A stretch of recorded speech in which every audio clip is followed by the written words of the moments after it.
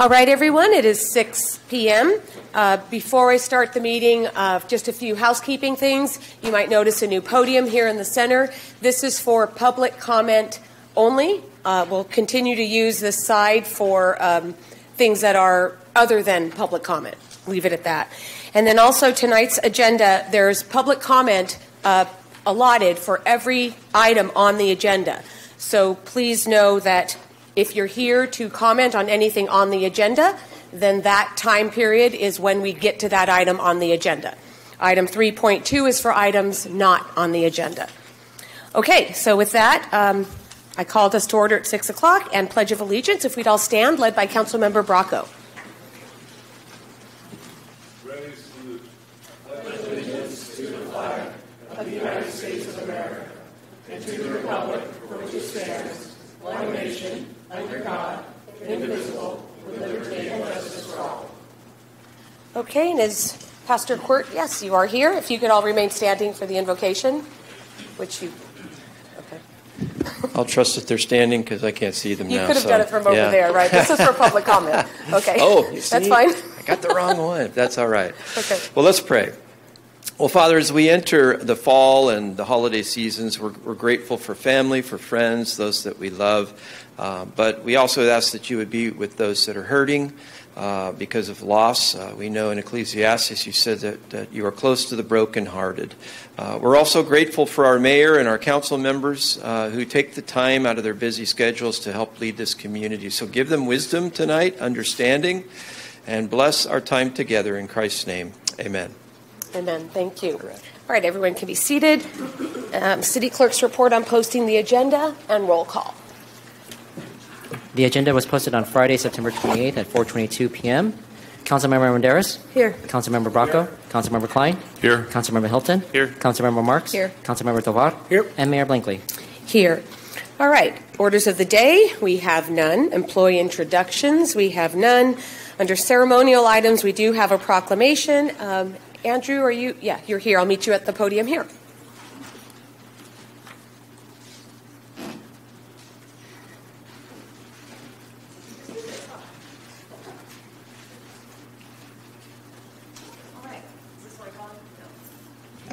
There we go.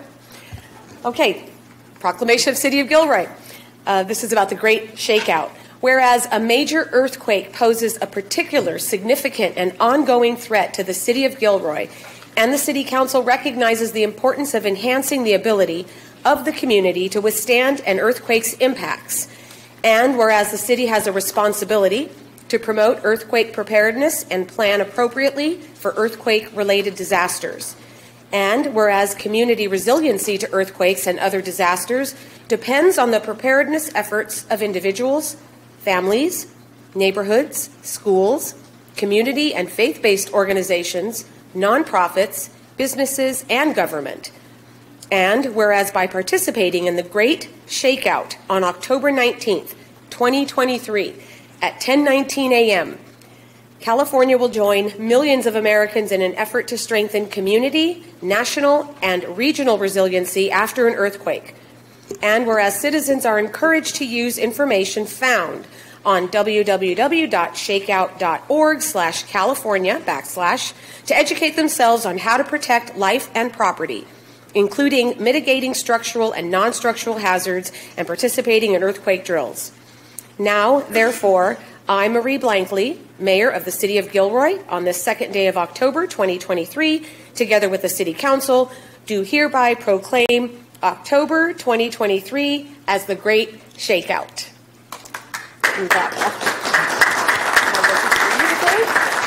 Michelle wants a picture. Oh.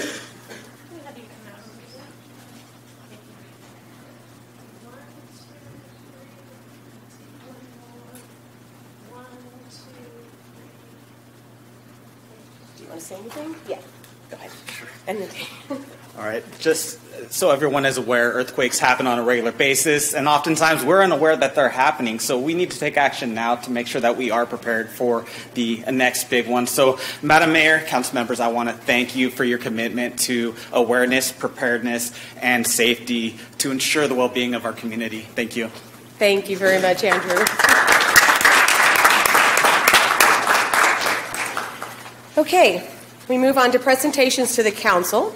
And I would like to, our presentation is going to be from Silicon Valley Clean Energy.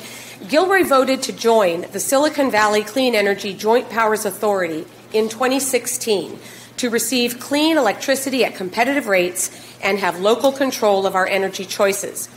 I am excited that their staff is here tonight to share more about the financial and environmental benefits the Gilroy community is receiving by choosing clean electricity.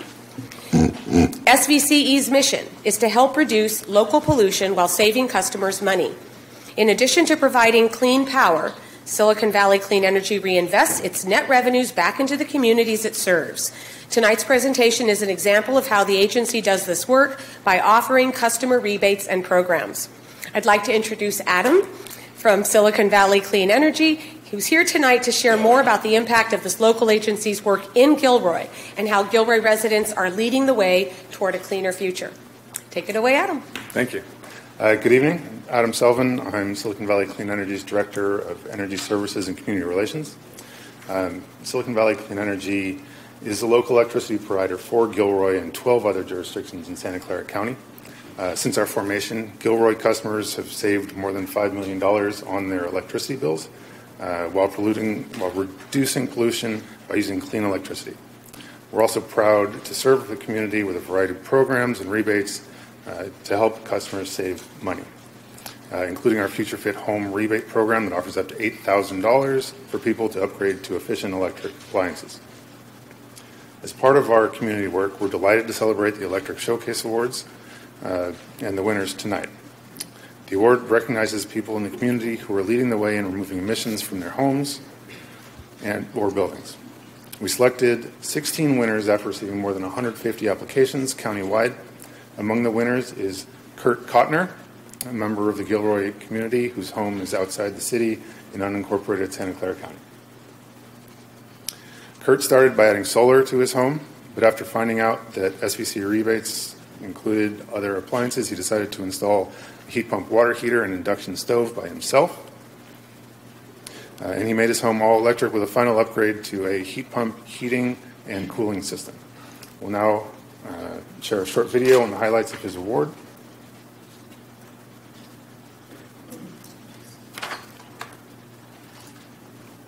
I'm Campbell, and we are going electric. My name is Alexander Moore. I live in Morgan Hill, California, and I'm going electric. I'm Judy. I live in Campbell, and I'm going electric. I'm Scott. I live in Sunnyvale, and my family is going electric. We just figured anything that we can do to replace what we're using now with gas and have it be driven by clean solar and wind electricity through Silicon Valley Clean Energy would be an improvement.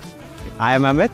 I live in Cupertino, and my family is going electric. Hi, my name is Siva, and I have a business in Milpitas, and we have gone all electric.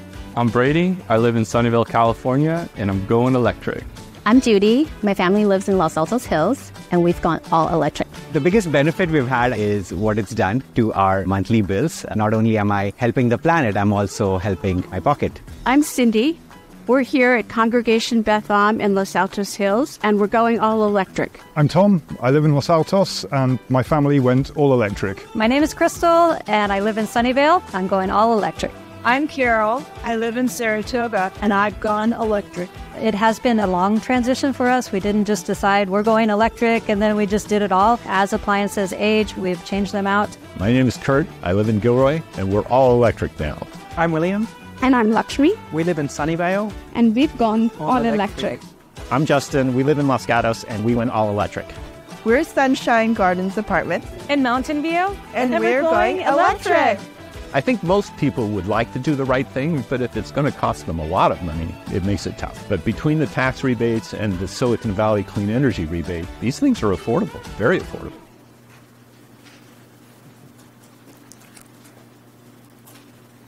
Warning. You could soon lose your job because... Sorry.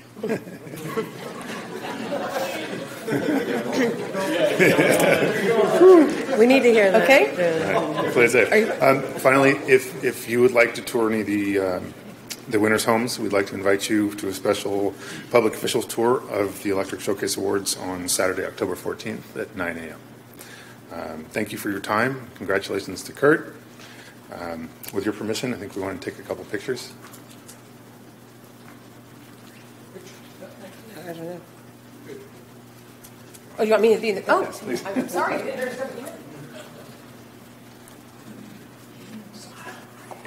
I do. I always sort of... Sure.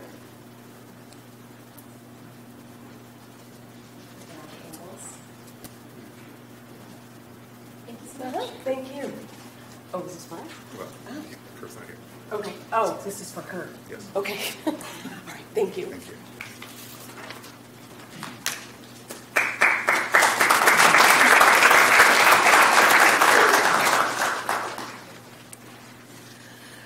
All right. 3.2. Thank you for that presentation, by the way, Adam. All right, public comment. This is members of the public, again, on items not on the agenda. So I want to make sure that that is clear, that the speakers, because I see 5 lined up, that this is for items not on the agenda. Okay. Do you want me to call them, or do you want to call them? Madam Mayor, I can go ahead and call them. Okay. First speaker is Paul Domer Jr., followed by Ron Kirkish, followed by Robert Weaver. Okay.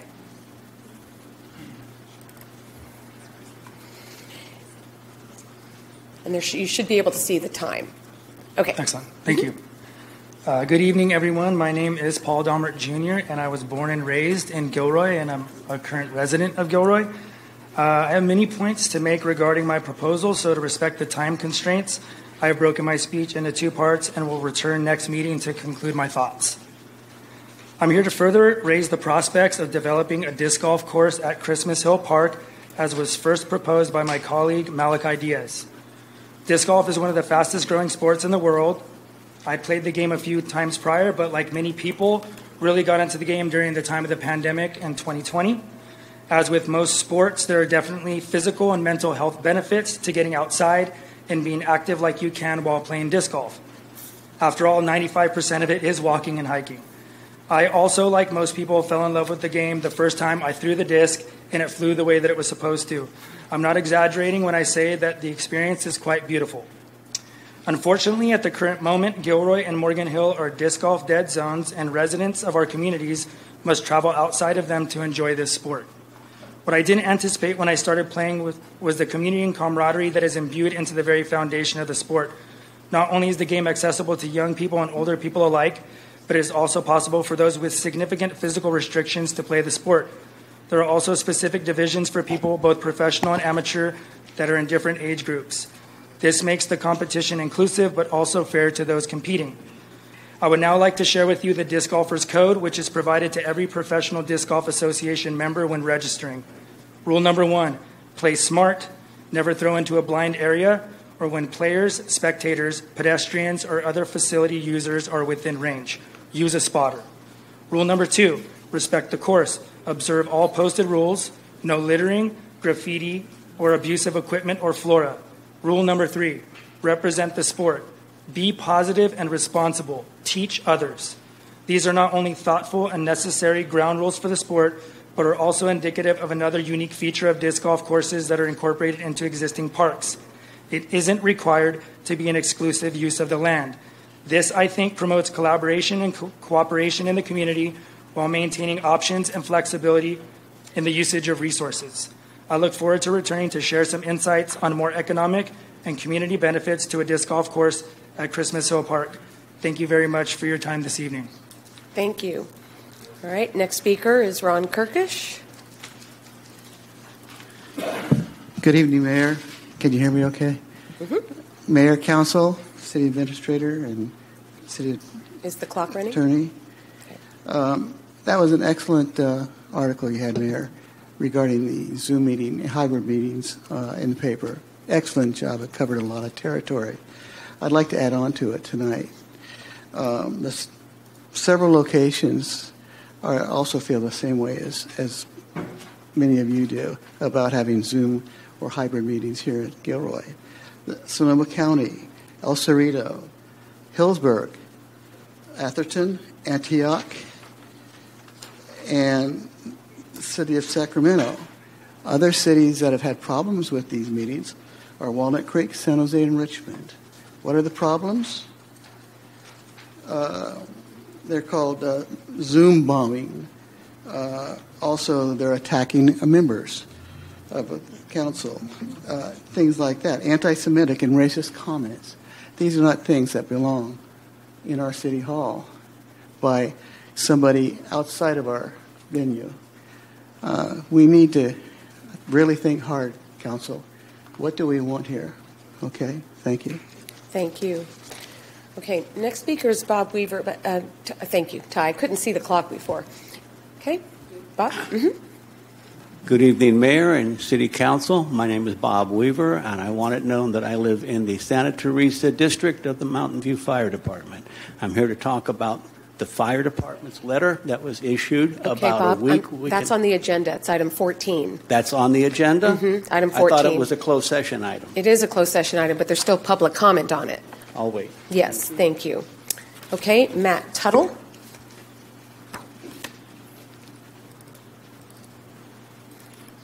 And that's followed by Gregory Filios. Thank you, Mayor. This may be also for the closed session. Then you can't say it now. Yeah. Okay.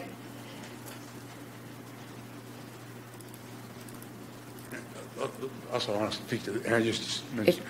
I'm here to give a shout out to an event this Saturday, October 7th at 9:30 a.m. right here in the City Council chambers, Coffee with the Mayor.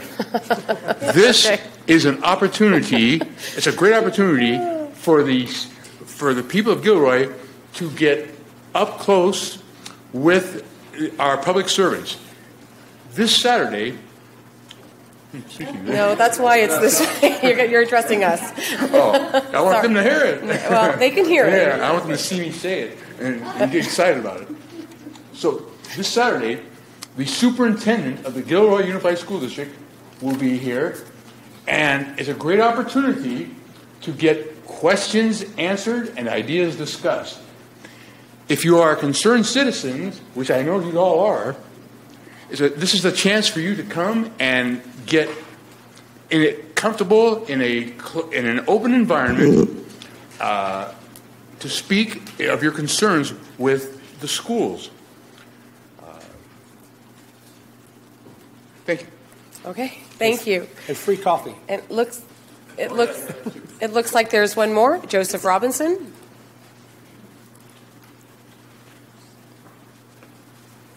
Is that right, Ty? I see one more. Yes, Madam Mayor. Okay, thank you. Hello, Mayor and Council. So I feel obligated to be here to speak on the topic of the Zoom public hearings, and I forced myself to read the recent article.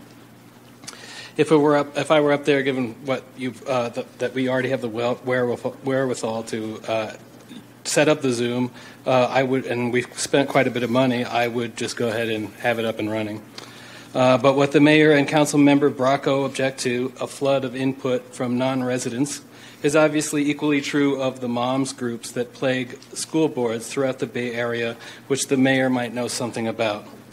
Local issues become national when political projects become national, whether they are forest defenders or fascists. Thank you. All right, are there any others? No other speaker cards, Madam Mayor. Okay, thank you. Yes? Is there a way to turn up the volume of that when people come up to speak? Yes, I can adjust it from here. Okay, reports of council members. Council member Bracco. Nothing to report. Council member Armendariz. A couple of things, Mayor. Thank you. For committees, only South County United for Health is developing an app and has new literature geared towards K-12 due to the proliferation of mental health issues that we've seen in our schools since the pandemic. Distribution of this stuff is going to be headed by the Public Health Department and the County Office of Education. So every school in the district will be getting information on it out to their families. Second thing is just a shout out to this Saturday's Tamal Festival, which was headed by Caras. It's a fundraiser. It was a lot of fun. It was an excellent event with live music and over 200 cars showing at the car show, and thousands of people. It's estimated that there was 15,000 people downtown, so it was a lot of fun. So thanks to the council members who came out. Councilmember Marks. Yes, I have to second what Councilmember Armendariz said. It was a wonderful activity. A big shout out to Rebecca for all the work that she did, and it was fabulous. A lot of fun, a lot of people, a lot of good food. The Santa Clara County Habitat Governing Board, Implementation Board, and Joint Boards met this past week. The Governing Board adopted a new operating budget for 2024 and 2025. Included in the new budget is the acquiring of more sites to add to the reserve system, implementation of construction of Pacheco Creek and Pajaro River Phase Restoration Project, and land management. On another note, the Coyote Valley Burrowing Owl release had 99 chicks this year. Directional fencing on Highway 152 is being put up at the Pacheco Creek Reserve to protect wildlife crossing over the highway. 3,600 acres were purchased in the Anderson Lake property acquisition. This area has critical habitat which needs to be protected. The joint boards will continue to lobby at the state and federal levels to continue seeking funding for the habitat's purpose of saving wildlife species. The Implementation Board discussed the latest purchase of the Richmond Ranch property acquisition. This was purchased by the Park System and will be maintained by the Habitat Agency. There are 14 protected species on this property, including the mountain lion and the American badger. Gilroy has an opportunity to have a representative join the TAC meetings, which will be discussing the Habitat Plan Amendment. Any interested staff or council member may join. And Jimmy doesn't know it yet, but I said, see Jimmy if interested. So we'll talk more. Gilroy Gardens. Gilroy Gardens a few months back formed a foundation which will focus on grants to expand endeavors at the park. Initial meetings will begin for the lodge renovation this fall. Lakeside construction is set to begin at the end of September. The Gardens General Manager Wal Lee will be the keynote speaker for Christopher High's Rock the Mock event on November 9th. The 2024 membership sales are currently meeting budget with higher prices than last year. Group sales are ending strong for 2023. Staffing is still strong with 86% staffed currently compared to 75% last year at the same time. Gilroy Gardens had a phenomenal Labor Day weekend with record attendance. The Great Big Boo opened this past Friday night. Operating hours will be every weekend, Friday nights from 5 o'clock to 10 o'clock p.m., and Saturdays and Sundays from 1 o'clock to 9 p.m. Go out and try their new food offerings and the new adult beverage. You'll have a spectacular time. Thank you. Okay, Councilmember Hilton. I enjoyed the Big Boo on Sunday night, so I definitely encourage everyone to go out there. It was a lot of fun. I just want to give some kudos to Kadas, who filled the streets of downtown Gilroy for the Tamal Festival. My family and I were down there. It was a lot of fun. And just encourage everyone to look for Saturdays in downtown. They pretty much kicked off a series of festivals that are going to be going on through the end of October. Thank you. Councilmember Klein. I didn't get to see Rebecca Saturday. She was all over the place, really busy, but it was a great event and enjoyed myself. And I think the city really enjoyed it too. So great job to you, all of you. So, and I have no reports. All right, Councilmember Tovar. Thank you, Mayor. Just want to give a shout out to our downtown committee members. We keep meeting quite a bit, and thank you to Councilmember Marks and the rest of the council that's on that committee. I just want to thank the business owners that have dedicated their time to meeting with us and sort of talking about the issues with downtown, how we can better prepare ourselves in hopes of attracting more businesses, but also how to also support the business that we currently have. So I know it's a lot of work. I know my subcommittee, we meet quite often. I just want to thank everybody who's been part of that, and we continue to meet soon, and hopefully we'll make some good changes for downtown. That's it. Okay, I've been consumed with transportation this past week. So between Caltrain, Local Policymakers Group, VTA, both VTA Board and Mobility Partnership, I think everyone knows that the fourth train has started. That was last Monday. We had a press release and a great event, and I hope everybody's giving that a try who can. The goal is to get more commuters to try the train or to try the buses. As the mayor and rep for VTA Mobility Partnership, I met with Gavilan College and Senators Cortese and Laird. We're trying to get funding accelerated for the Santa Teresa extension because when the first phase of the 101-25 interchange begins construction in 2024, it's going to close access to the college or to Santa Teresa Boulevard at Castro Valley Road and Mesa Road and leave only Luchesa. So we're trying to minimize the amount of time that that's the case and want to get the funding in for the Santa Teresa extension. Lastly is BART Phase 2.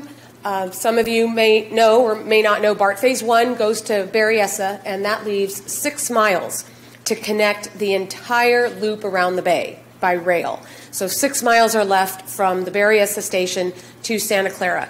And the construction phase of that is what's on the plate of VTA to get funding. And that's what we'll be discussing on Thursday night's board meeting and what we've had 2 special meetings about last week, because that's a lot of funding that we need to get to do the boring and all the construction. It's not the environmental, that part's done, but it's 6 miles left to circle the bay, for those who don't realize that. Okay, that's my report. That brings us to council correspondence. We have none. Future council-initiated items. Seeing none. Consent calendar. Is there anybody wishing to remove something from consent? If not, public comment. Anybody wishing to speak? No speaker cards, Madam Mayor. Okay. Approval. Closing public comment. Second. Move for approval by Councilmember Tovar, seconded by Councilmember Marks. And digital voting.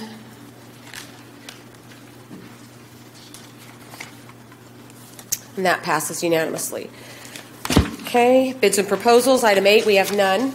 Item 9, public hearings. 9.1, proposed tentative parcel map to subdivide 2 developed commercial lots located at 6955 Camino Arroyo into 7 parcels, application number TM 23-01.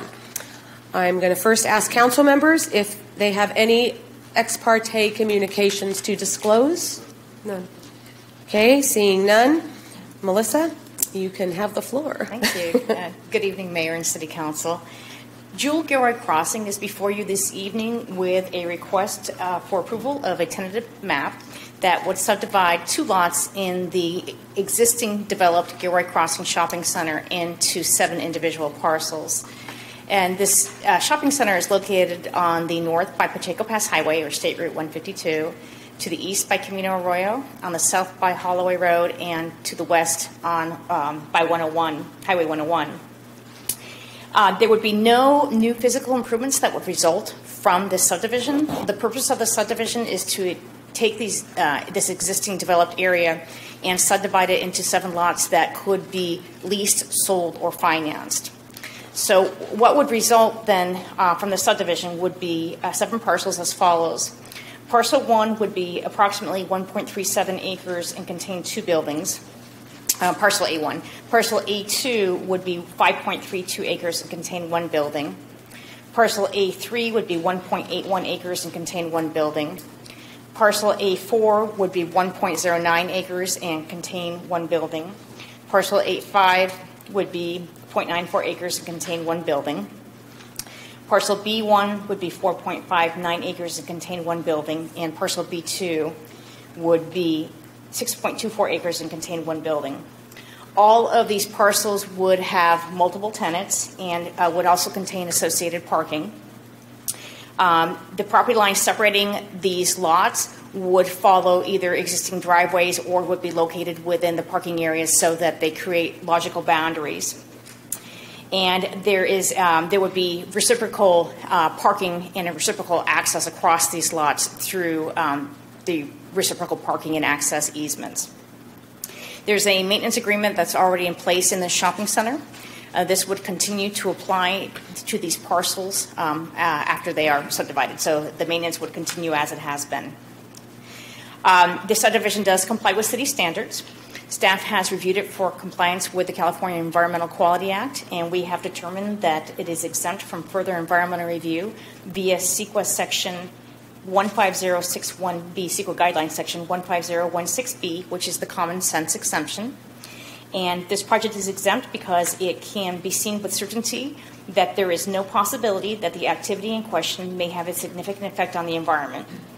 Staff has determined that the project meets this exemption because the proposed subdivision will not result in new development, is in conformance with the city's general plan and zoning, does not seek exceptions or variances, and all services and access to the resulting parcels are in place. Noticing of this tentative map has occurred as required, and the Planning Commission considered this subdivision at their September 7th, 2023 meeting. They recommended approval to the Council by a vote of 6-0 to 1 with 1 commissioner absent. At this time, staff is recommending that the City Council determine that the proposed project is exempt from further environmental review by State CEQA Guidelines Section 15061B, the common sense exemption, because it can be seen with certainty that there is no possibility that the activity in question may have a significant effect on the environment. And we're further recommending that the Council adopt a resolution approving the proposed tentative parcel map to subdivide the property known as APN 841-17-045 and 841-17-036 into 7 separate parcels. And I can answer any questions you have. All right. Thank you, Melissa. Okay, Council, this is a public hearing, so I'll ask council members if you have any questions before I open the public hearing. Okay, I'm opening the public hearing at 6:30 p.m. No speaker cards, Madam Mayor. Closing at 6:30 p.m. and coming back to council. If no one has any questions, this can be one motion. So moved. Oh, did you say motion? I'll second. Okay, so motion made by Councilmember Klein, seconded by Councilmember Armendariz, to determine that the proposed project is exempt from further environmental review by State CEQA Guidelines, Section 15061B, the common sense exemption, because it can be seen with certainty that there is no possibility that the activity in question may have a significant effect on the environment, and adopt a resolution approving the proposed tentative parcel map to subdivide the property known as APN 841-17045 and 841-17036 into 7 separate parcels. Councilmember Armendariz? Yes. Councilmember Rocco? Yes. Councilmember Klein? Yes. Councilmember Hilton? Aye. Councilmember Marks? Yes. Councilmember Tovar? Yes. And Mayor Blinkley. Yes, all right, that passes unanimously. Okay, that brings us to unfinished business, which is 10.1, appointment to city boards. Okay, we had, you all know how many applicants there were for various commissions. We had 3 who actually came to interview. So I'm going to start with Open Government Commission and just go down the line and ask you to let me know who it is you would like to appoint. Councilmember Bracco. Okay. But there's only one seat on this one. Okay. Oh, okay. And Councilmember Armendariz? Rebecca Garcia. Councilmember Marks? Accord. Councilmember Hilton? Anne Marie. Councilmember Klein? Accord. Councilmember Tovar? Accord. And I'm voting for Accord. So that's 4 to 2 to 1. So, okay. So Accord gets the 1 seat that expires just next year, 12/31/24, for open government. So that brings us to Parks and Rec, 1 seat expiring 12/31/25. Councilmember Bracco? Davis. Councilmember Armendariz? Davis. Councilmember Marks? Davis. Councilmember Hilton? Davis. Councilmember Klein? Davis. Councilmember Tovar? Davis. And I'm going for Davis too, so that's unanimous and he'll get that seat. Okay.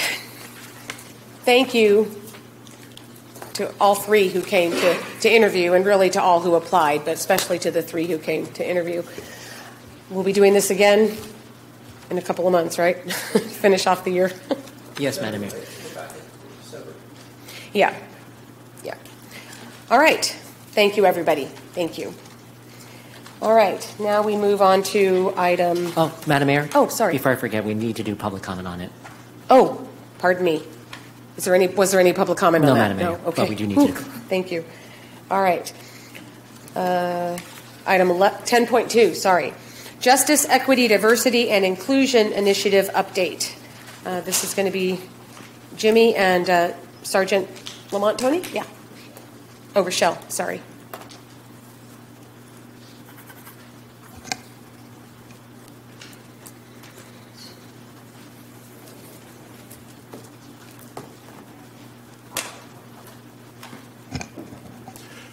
All right, good evening, Council and Mayor. My name is Lamont Tony. I am from the Police Department. My partner here is Rochelle Bedell from the Administration Department, and we are here on behalf of the Justice, Equity, Diversity, and Inclusion Committee to provide you with an update on the initiative.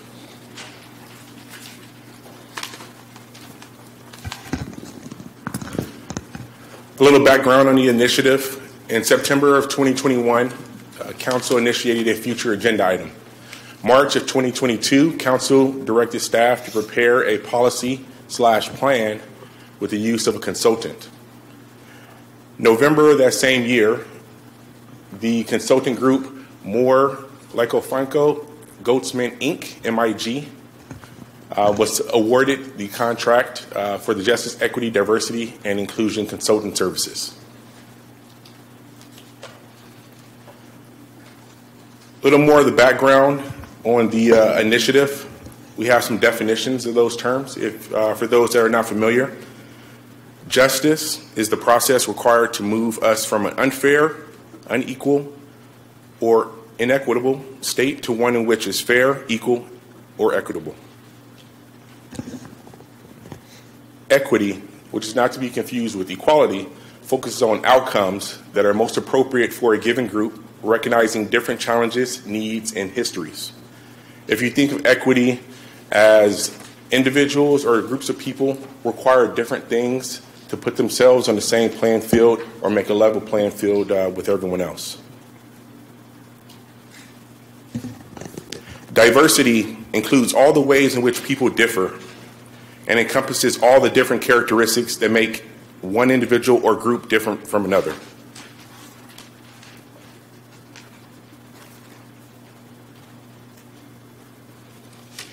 And lastly, inclusion, the act of creating environments in which any individual or group can be or feel welcomed, respected, supported, and valued as a full participant. The goal of the committee the initiative, to instill the lens of justice, equity, diversity, and inclusion into the internal and external processes of the city, including but not limiting to policy recommendations, hiring practices, budget planning, communications, programming, and our partnerships.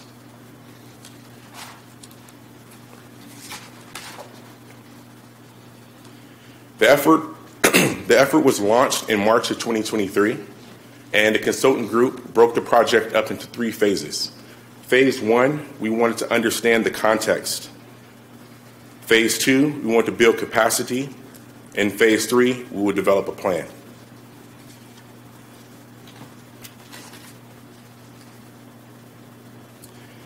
Our committee is made up of 20 members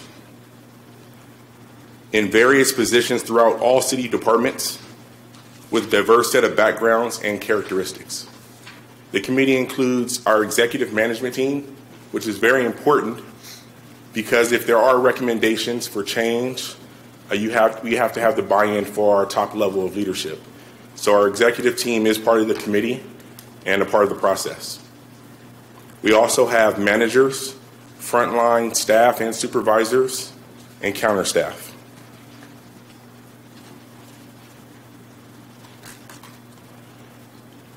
The role of the committee. We have monthly meetings. We meet once a month. And the goal of those meetings is to work in conjunction with the consultant group to guide the process, make sure we're staying on path and on task. We provide suggestions and ideas moving forward. We provide the consultant group with connections with our staff and our community partners. We also have consultant-led discussions surrounding justice, equity, diversity, and inclusion. And again, those meetings are once a month. As part of phase 1, the consultant has completed key informant interviews with community groups, nonprofit organizations, and other organizations within our community. We have also completed, or the consultant group has also completed, a workplace climate survey.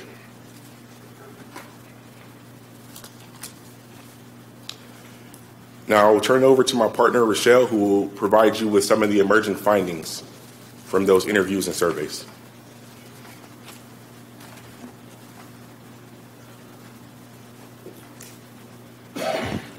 Okay, so before we get into the findings, a little caveat.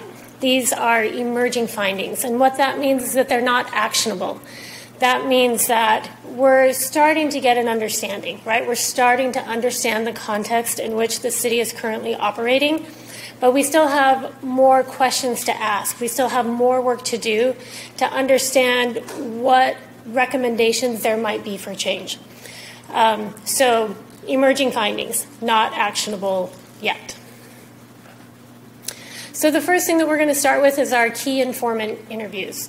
Again, this was to gain an understanding of how well current practices and policies are producing equitable experiences and outcomes for our community members.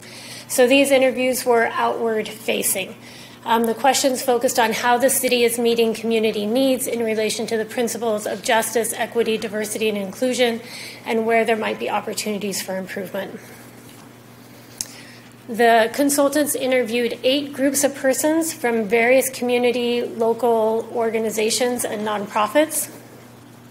These groups support the Gilroy community in various capacities: tourism, economic development, youth and family services, mental health support, philanthropy, homeless services, etc. Additional groups that were unable to participate in these interviews will be invited to future focus groups.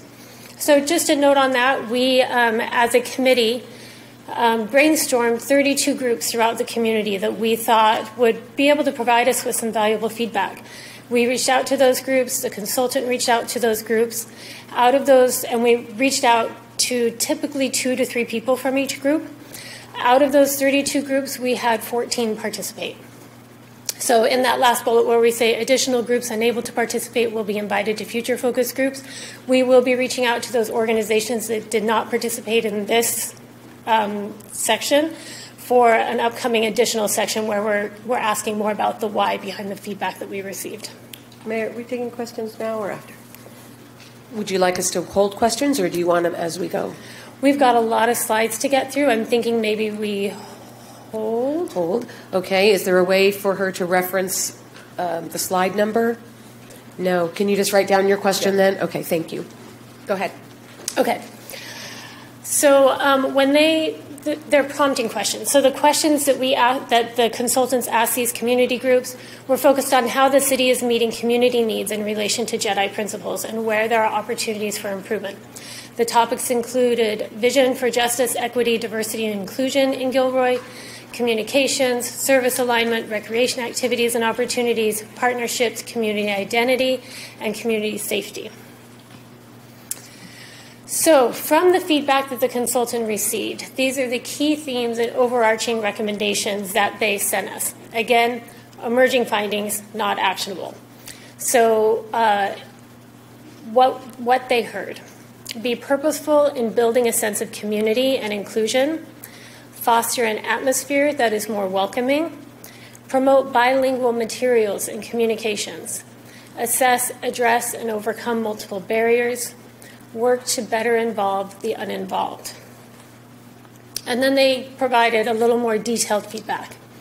Focus on helping community members who need extra support, ensure elected decision makers communicate and are responsive to their constituents' needs, improve communication and outreach with those who do not typically participate in public processes and non-English speakers, ensure consistent, frequent, and easy to understand communications, establish feedback loops and information sharing with community groups, improve promotion of recreation activities, increase prevention and intervention programs, build and foster relationships with community organizations, make intentional efforts in events and activities to honor all communities, adopt preventative programs and restorative justice policies for enforcing public safety. So with that feedback, the consultant will take that feedback, and then one of their next steps is to do more outreach with the community to try and get a better idea of what's behind some of this feedback, to see if there's areas where we can improve and to kind of prioritize their recommendations for us as a city. So the next piece takes us to the workplace climate survey. And again, the purpose of this was to gain an understanding of how well current practices and policies are producing equitable experiences and outcomes for our employees. The questions in this survey focused on how the city is meeting employee needs in relation to the principles of justice, equity, diversity, and inclusion, and where there might be opportunities for improvement. This one's going to take us a minute to get through. I've tried to take the most important questions to highlight here in our meeting tonight, but there's some places that I've glossed over, and I'll kind of summarize those. Okay, so the survey itself was open for 2 weeks. It was promoted by the city manager and department managers, and we say promoted. We encouraged our staff to participate in the survey, but it was voluntary. No one was required to participate in it, and the questions were optional. So there were no required questions on the survey. That meant somebody could open the survey, start answering it. They could skip a question. They could choose to stop the survey at any time. Every piece of the survey was optional and voluntary. In total, we received 123 responses. That is approximately 49% of our staff. 93 were completed, so that means they made it through the whole survey. They provided a response to every question. We had 30 that were partial. The questions in the survey were adapted using other agency surveys referencing Government Alliance on Race and Equity, GARE Resources. The consultant referenced that. I'm not familiar with GARE Resources. I'm assuming it's a standard. There were 5 sections of questions. The survey was not designed or conducted to yield statistically valid results. Again, we're looking for feedback, so these results aren't statistically valid.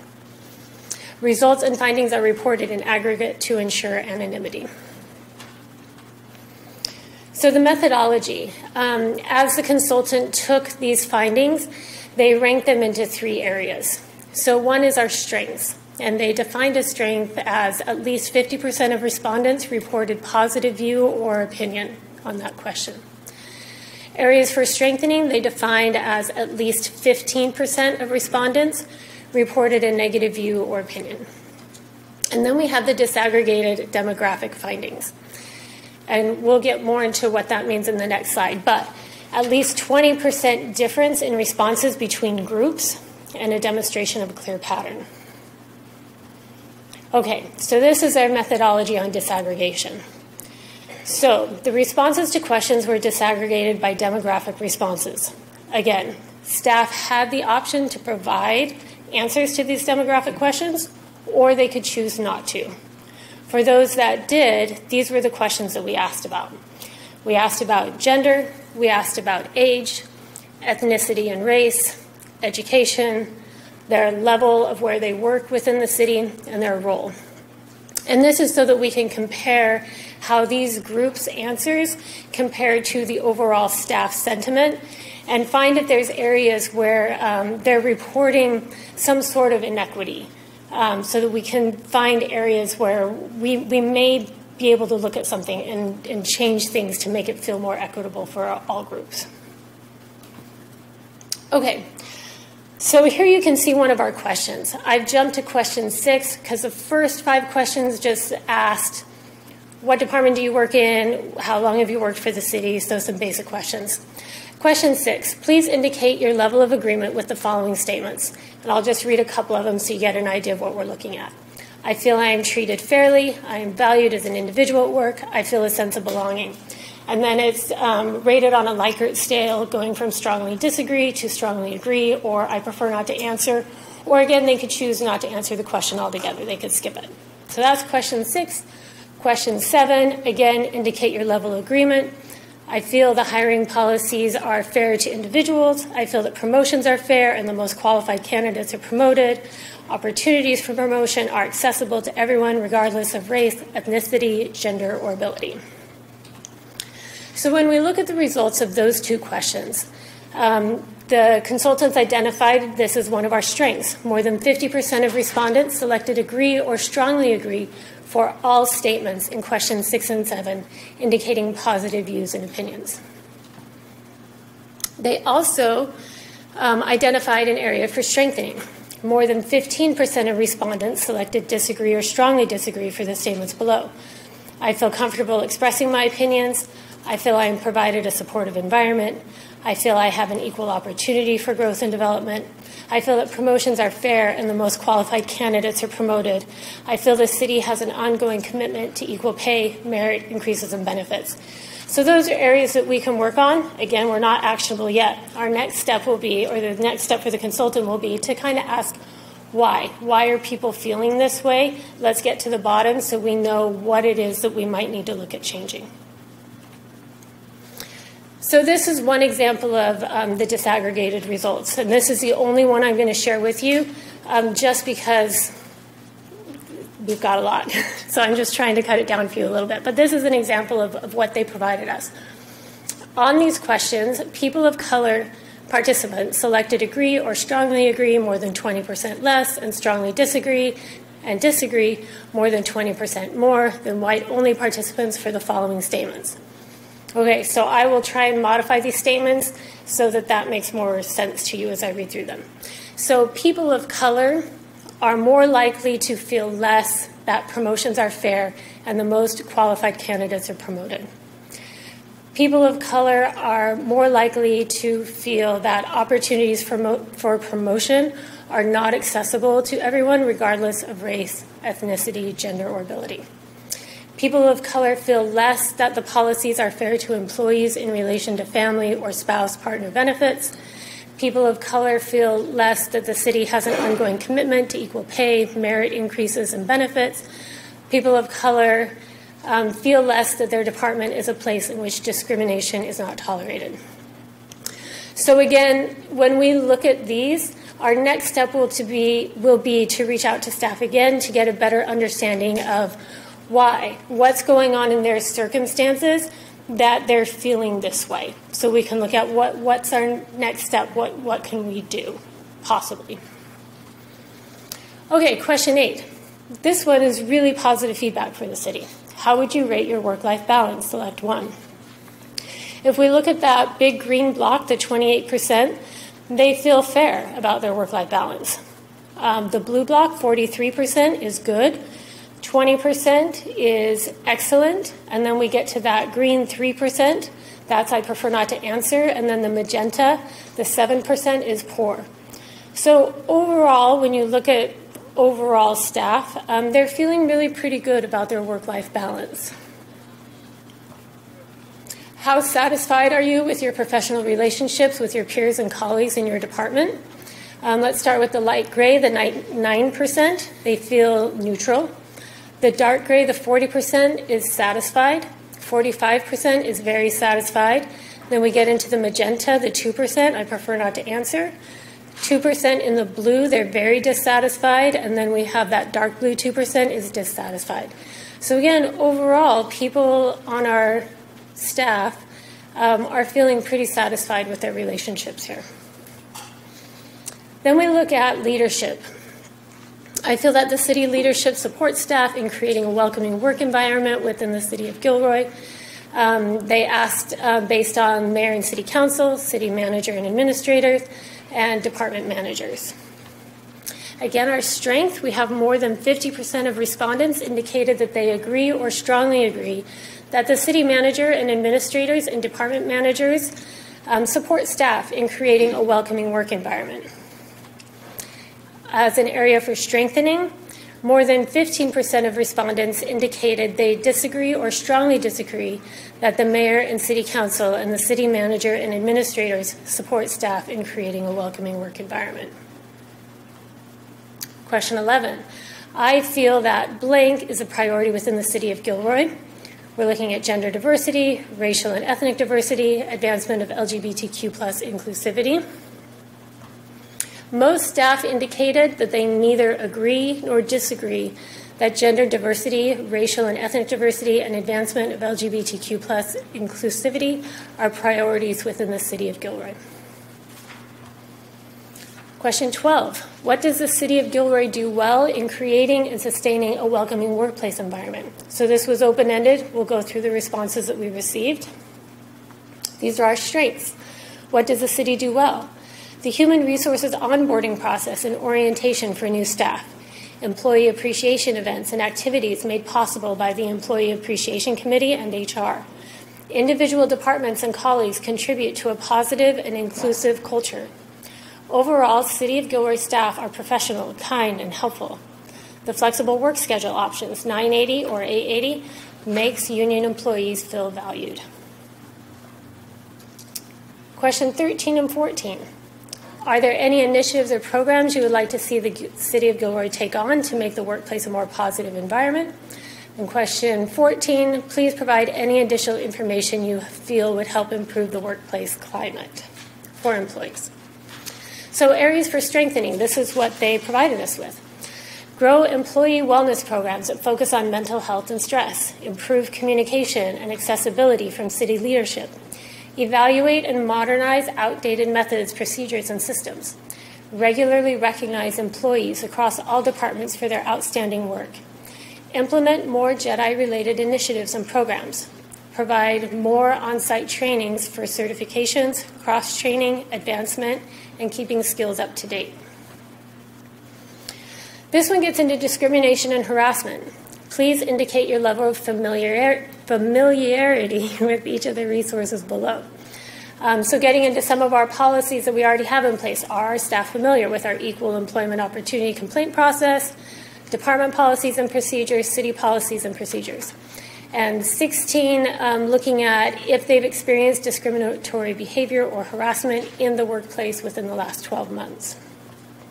So our strengths, more than 50% of respondents indicated that they are somewhat familiar or strongly familiar with equal employment opportunity complaint process, department policies and procedures, and city policies and procedures.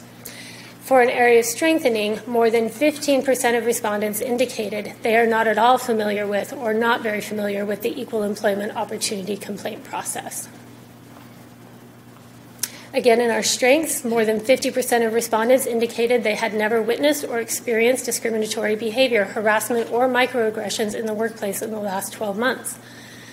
However, in an area for strengthening, more than 15% of respondents indicated they often or sometimes witnessed discriminatory behavior, harassment, or microaggressions. More than 15% of respondents indicated they often or sometimes experienced microaggressions in the last 12 months. Question 17. I have felt excluded or not welcome in the workplace due to my, and then we have this list of characteristics. So race, ethnicity, national origin, gender identity, sexual orientation, disability, age, or religion. In our strengths, more than 50% of respondents indicated that they never have felt excluded or not welcome in the workplace due to those demographics.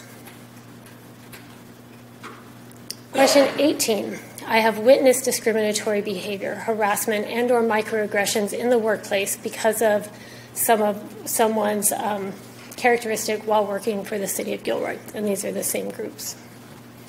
So again, our strength, more than 50% of respondents indicated that they never witnessed discriminatory behavior, harassment, and or microaggressions in the workplace. So then we get to our key takeaways. So looking at all the survey results, this is what the consultant identified as our key takeaways. More than 15% of respondents do not feel supported when it comes to growth, development, promotions, and pay increases. People of color are indicating more negative experiences and perspectives in these areas. More than 15% of respondents do not feel that the mayor and city council and city manager and administrators support staff in creating a welcoming work environment. Cisgender women, people of color, office line staff, and participants under the age of 45 are indicating more negative perspectives in this area. Gender diversity, racial and ethnic diversity, and advancement of LGBTQ+ inclusivity are not clear priorities within the City of Gilroy.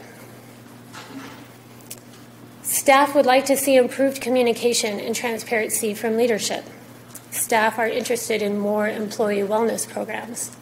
Staff would like to see more sustainable workloads set and implementation of updated systems and tools to improve work efficiency.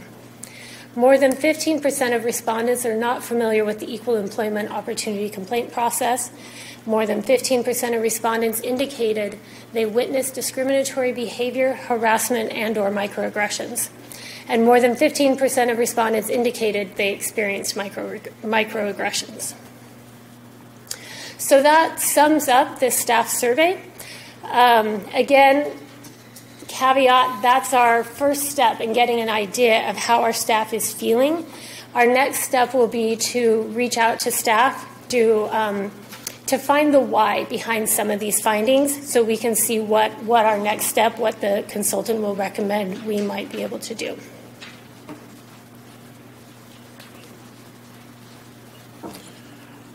All right, just to add to that, so moving forward, we're continuing phase one. The consultant group is also in the process of reviewing our city policies that we submitted to them.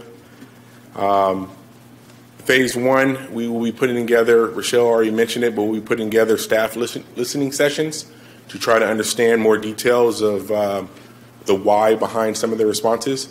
We have community focus groups, and then they'll present they'll be able to put together an analysis of the findings. In the meantime, while that's going on, the consultant group has provided us with, in the meantime, while that's going on, we'll be working as a committee to formulate a plan for training for our staff, our city staff moving forward. That'll be phase two. And then phase three is when it all will come together and we will develop a plan for with shared definitions, goals and strategies, community workshop, and then ultimately the consultant group will put together a justice, equity, diversity, and inclusion plan, which will have its recommendations for us moving forward. This initiative is anticipated to continue through 2024. And that concludes our presentation, and we're open for questions. Okay, thank you. So I will go to council members with questions. Please raise your hand on the board. I see two right now, and then I'll open for public comment. Okay, Councilmember Marks. Yes, thank you. That was very, very thorough from what we were hearing. I have one concern, though. 50% did not choose to do the survey. That's quite a staggering amount because I think it screams that it's saying something that they did not feel confident and comfortable enough to answer these questions. Are you going to, I don't know if you have a way to know who they are, but I think that's something that needs to be explored about why they felt uncomfortable doing it. Are you going to be able to reach out to those people? The consultant group expressed that their goal was to get 30% of staff to participate, which is from their experience is just relatively lower numbers because people want to be anonymous and they may be concerned about certain things. So that's common. Our goal moving forward, as a committee, we've been strategically brainstorming ideas to pull that group in that are uncomfortable. And during this next phase of staff listening sessions, our plan is to do an all hands meeting to make sure that our staff understands this initiative and then really urge them to participate in those next phases. And we're still trying to come up with strategies on how to draw those that are a little more uncomfortable in. And that's our last committee meeting just last week was that. So we're looking to do that, and we are trying to come up with ways where we can keep people's anonymity and get them to participate. Also, I kept seeing more than 15%. And I kept thinking, well, if 50% said things were, more than 50% were saying things were okay, how much was really more than 15%? Was it 40% or 30%? Why was 15% chosen? That's, that's from the consultant. I'm not sure why they chose to just use that number versus the actual number, whatever that percentage is. Because I feel that really muddies the water. We don't have a good picture of what. When they were talking about the mayor and the council, I was sitting here thinking, well, what do they mean by that? What would they want us to do more of? Because normally we don't get involved with the staff just because of our role. And, I'd be very curious to hear what they would expect more from us. Just one last question. I don't know if you have the answer, if Jimmy's going to answer this one, but I keep being asked from citizens, how much is this program costing out of the general fund? Jimmy, is that you that would answer?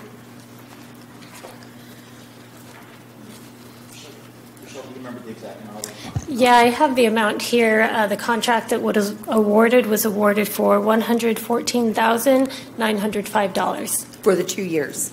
For this whole process, yes. Okay, great. All right, thank you. Okay, Councilmember Armendariz. Thank you, Mayor. And thank you both and to the committee for your work on this. I know it's not easy. So a couple questions along the same lines as Councilmember Marks. I know Rochelle mentioned that the results were reported in aggregate so that they would be anonymous, but what other efforts were put forth to help folks retain their anonymity, right? Or feel that they could trust the process so that maybe that other, 40, 50% would have responded. And this question is in relation to the staff survey? Yes. Okay. So this survey was put together by the consultant. Staff helped provide feedback in what the questions would be. But when it came to actually taking the survey was held by the consultant. Staff did not have access to knowing who took the survey, who started the survey, who finished the survey. Staff will never have access to that data. That data is held by the consultant. So we have the aggregated results. That's all we're provided with, and that's what we're using to move forward. And we'll be communicating that with staff in our all-hands meetings so they recognize that we've done our best to protect their anonymity and their confidentiality, so that hopefully they'll trust us in moving forward. So members of the committee you can't access who responded what? No. And who responded? No. But you don't know about any other measures or the way that it was, what the processes were to get responses, right? So was it sent out a certain way? Did you have to put in your employee code? Was it sent out via email? Like, was there was no attempt for the responses to be anonymous, right? For participants to remain anonymous? Is that true? So we sent an all-staff email to let them know that the consultant would be reaching out. Actually, I think we sent out the link to the survey as well. However, we have no access. We have no way of knowing who clicked the link, who looked at the survey. We have no way of knowing that, only the consultant. Okay.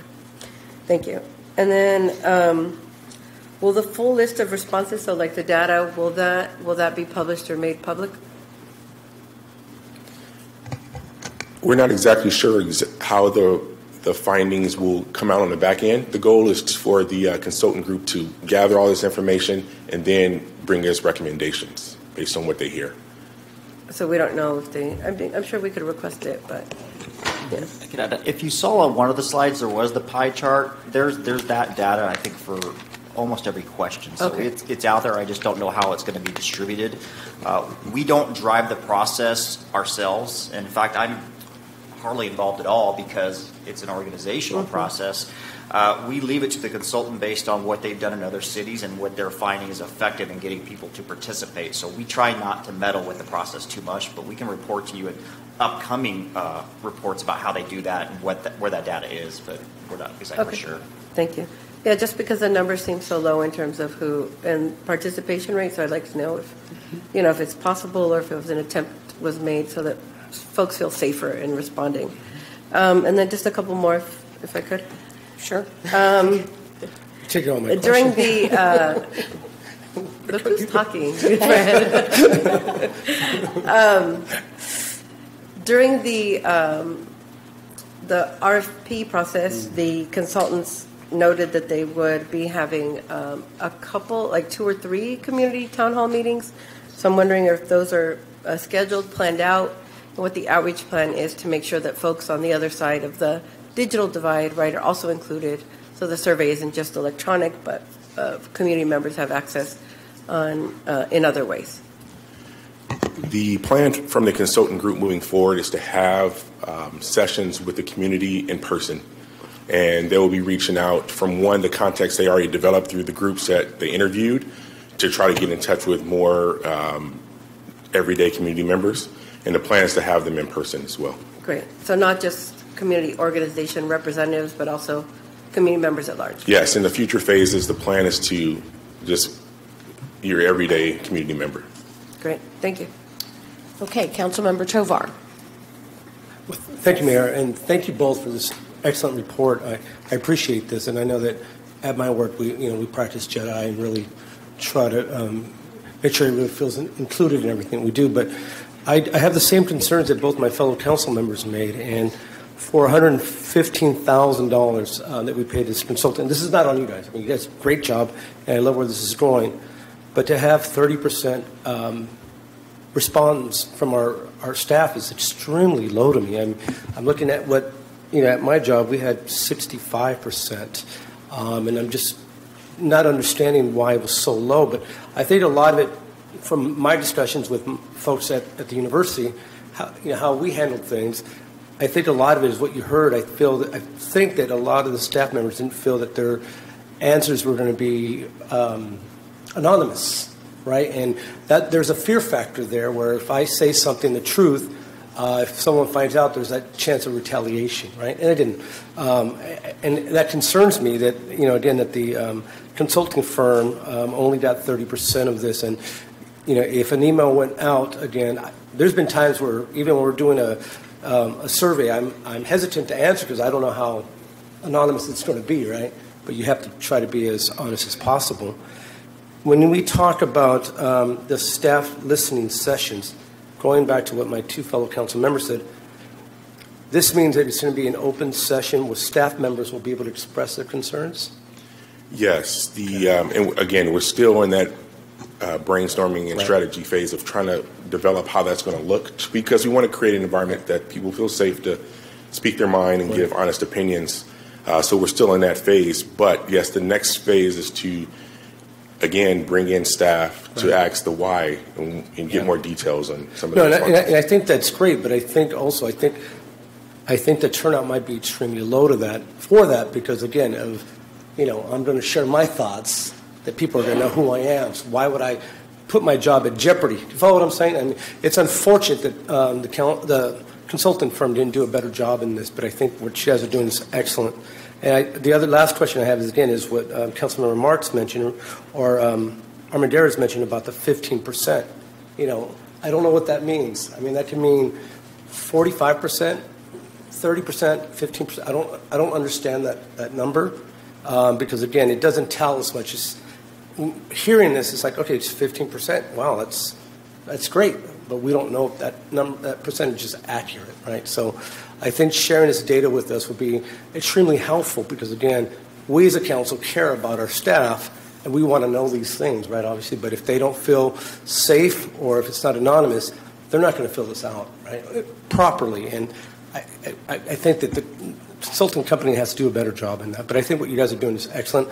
We practice JEDI every day at work, and I love this, and I appreciate the work you guys are doing. Just on that note, we've expressed in the committee those same concerns for our staff in terms of protecting their ability to speak their minds. So it's not an easy answer. The way the survey was sent out, it was sent out via a link. And, jokingly, reality, you can grab somebody else's phone, access their email, and take the survey. Right. And it's going to be me on somebody else's phone if I wanted to.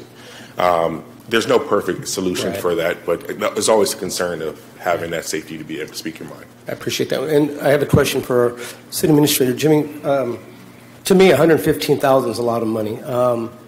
For the work that they're doing, in your opinion, is there a better way that we could have handled this in regards to, something that we created or so? I don't know. For that amount of money, I'm disappointed with the results that they got. It's not over yet. No, I know, but I'm saying the survey. A couple things I'll say is that we received well over 20 proposals, and that dollar amount was much, much higher for many of those proposals. So I do think it is a little early to say, are you getting what is you're asking for? But I think what we're hearing, and this is good feedback because we ask these same questions, is we do periodic reports to council. We can bring the consultant and you can ask them those questions and you can get the answer straight from them because we're kind of translating for them. The reason why we didn't do this work is this is hard. Right. This is hard and it needs to be focused. and we're getting, all the time distracted here, distracted there. So we learned from other organizations and the best practices to have a consultant to do it who is focused on this process and who has done it before, because you can really mess up an organization going through this and asking some of these questions. So that's good feedback for us. I think you should meet the consultant and ask them those tough questions. If I could say I don't. Yeah. Okay, wait, guys. Yeah. Hang on. Did you have more to say? Yeah. Okay. Real quick. Yeah, and thank you, Jimmy, for that, because, again, I appreciate the work you guys are doing, and I want you both to feel that the work that you're putting, all the committee members, the work that you're putting into this is valued by us, right? And, again, I think what Jimmy's saying is maybe we need to ask these tough questions to the consulting company. Okay. That way. Right? So that's for us to direct. Right. Okay. Councilmember Armendariz, did you have something else to say? Yeah, I was just going to say that in my other hats that I wear using JEDI, you often don't get even 30% when it's the employer themselves conducting the survey, right? I think it was a good call for us to have the consultants hired and conducting it themselves as a third party. So at least those who did respond felt that trust in the third party outside of their employer. Okay, so this is still public comment that I need to go to. So if that's all right with everybody, Ty, do we have anybody wanting to speak on this item? No, Madam Mayor. Okay. Closing public comment. I think the comments were all clear. Jimmy, you feel clear on what should come back? All right. Thank you both for the report, and we'll look forward to the next one. Right? Okay. Great. Okay. Item 11.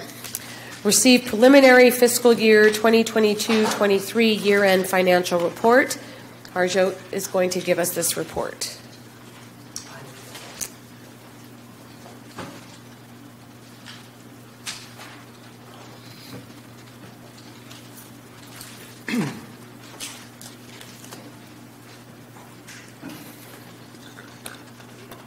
Good evening, Mayor, council members, members of the committee. Harjot Sangha, the Finance Director with the City of Gilroy. I'll be presenting the preliminary fiscal year 23 year-end financial report item before you. Background. The fiscal year 23 budget was adopted as part of the fiscal year 22 and 23 biennial budget process, which was conducted in early 2021, and the budget was adopted in June of 21. In January of 23, we presented a fiscal year 23 mid-year budget update, which also included some mid-year adjustments. Fast forward to June 2023, we conducted a fiscal year 24-25 biennial budget process, adopted a biennial budget, which included the fiscal year 23 year-end projections. First, I'll be touching on the general fund revenues and expenditures, followed by non-general fund revenues and expenditures. A little precursor, I'd like to make a note here is, as we're looking at this report, if you will, we're looking at this as one fiscal year, if you will, for which we're comparing the actuals to the budget, which was originally adopted back in June of 2021, so approximately 2 years ago. We did make some mid-cycle adjustments. Since then, we've gone through a budget development process where we forecasted how the fiscal year was projected to be ended. To that end, which helped shape the development of the fiscal year 24 and 25 budget that was adopted by the council in June. So while we're comparing the actuals to the budget, I'll also make some commentary to that effect, how we ended the general fund with revenue and expenditures when we adopted the 24-25 budget and how we forecasted to end.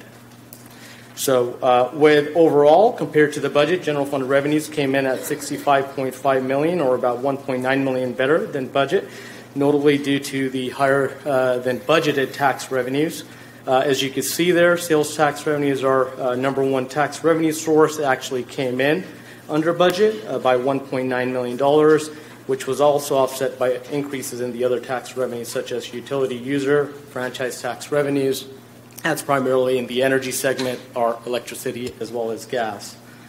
The other revenue category, which consists of departmental charges, fines, intergovernmental revenues, also came in higher by about $1.2 million.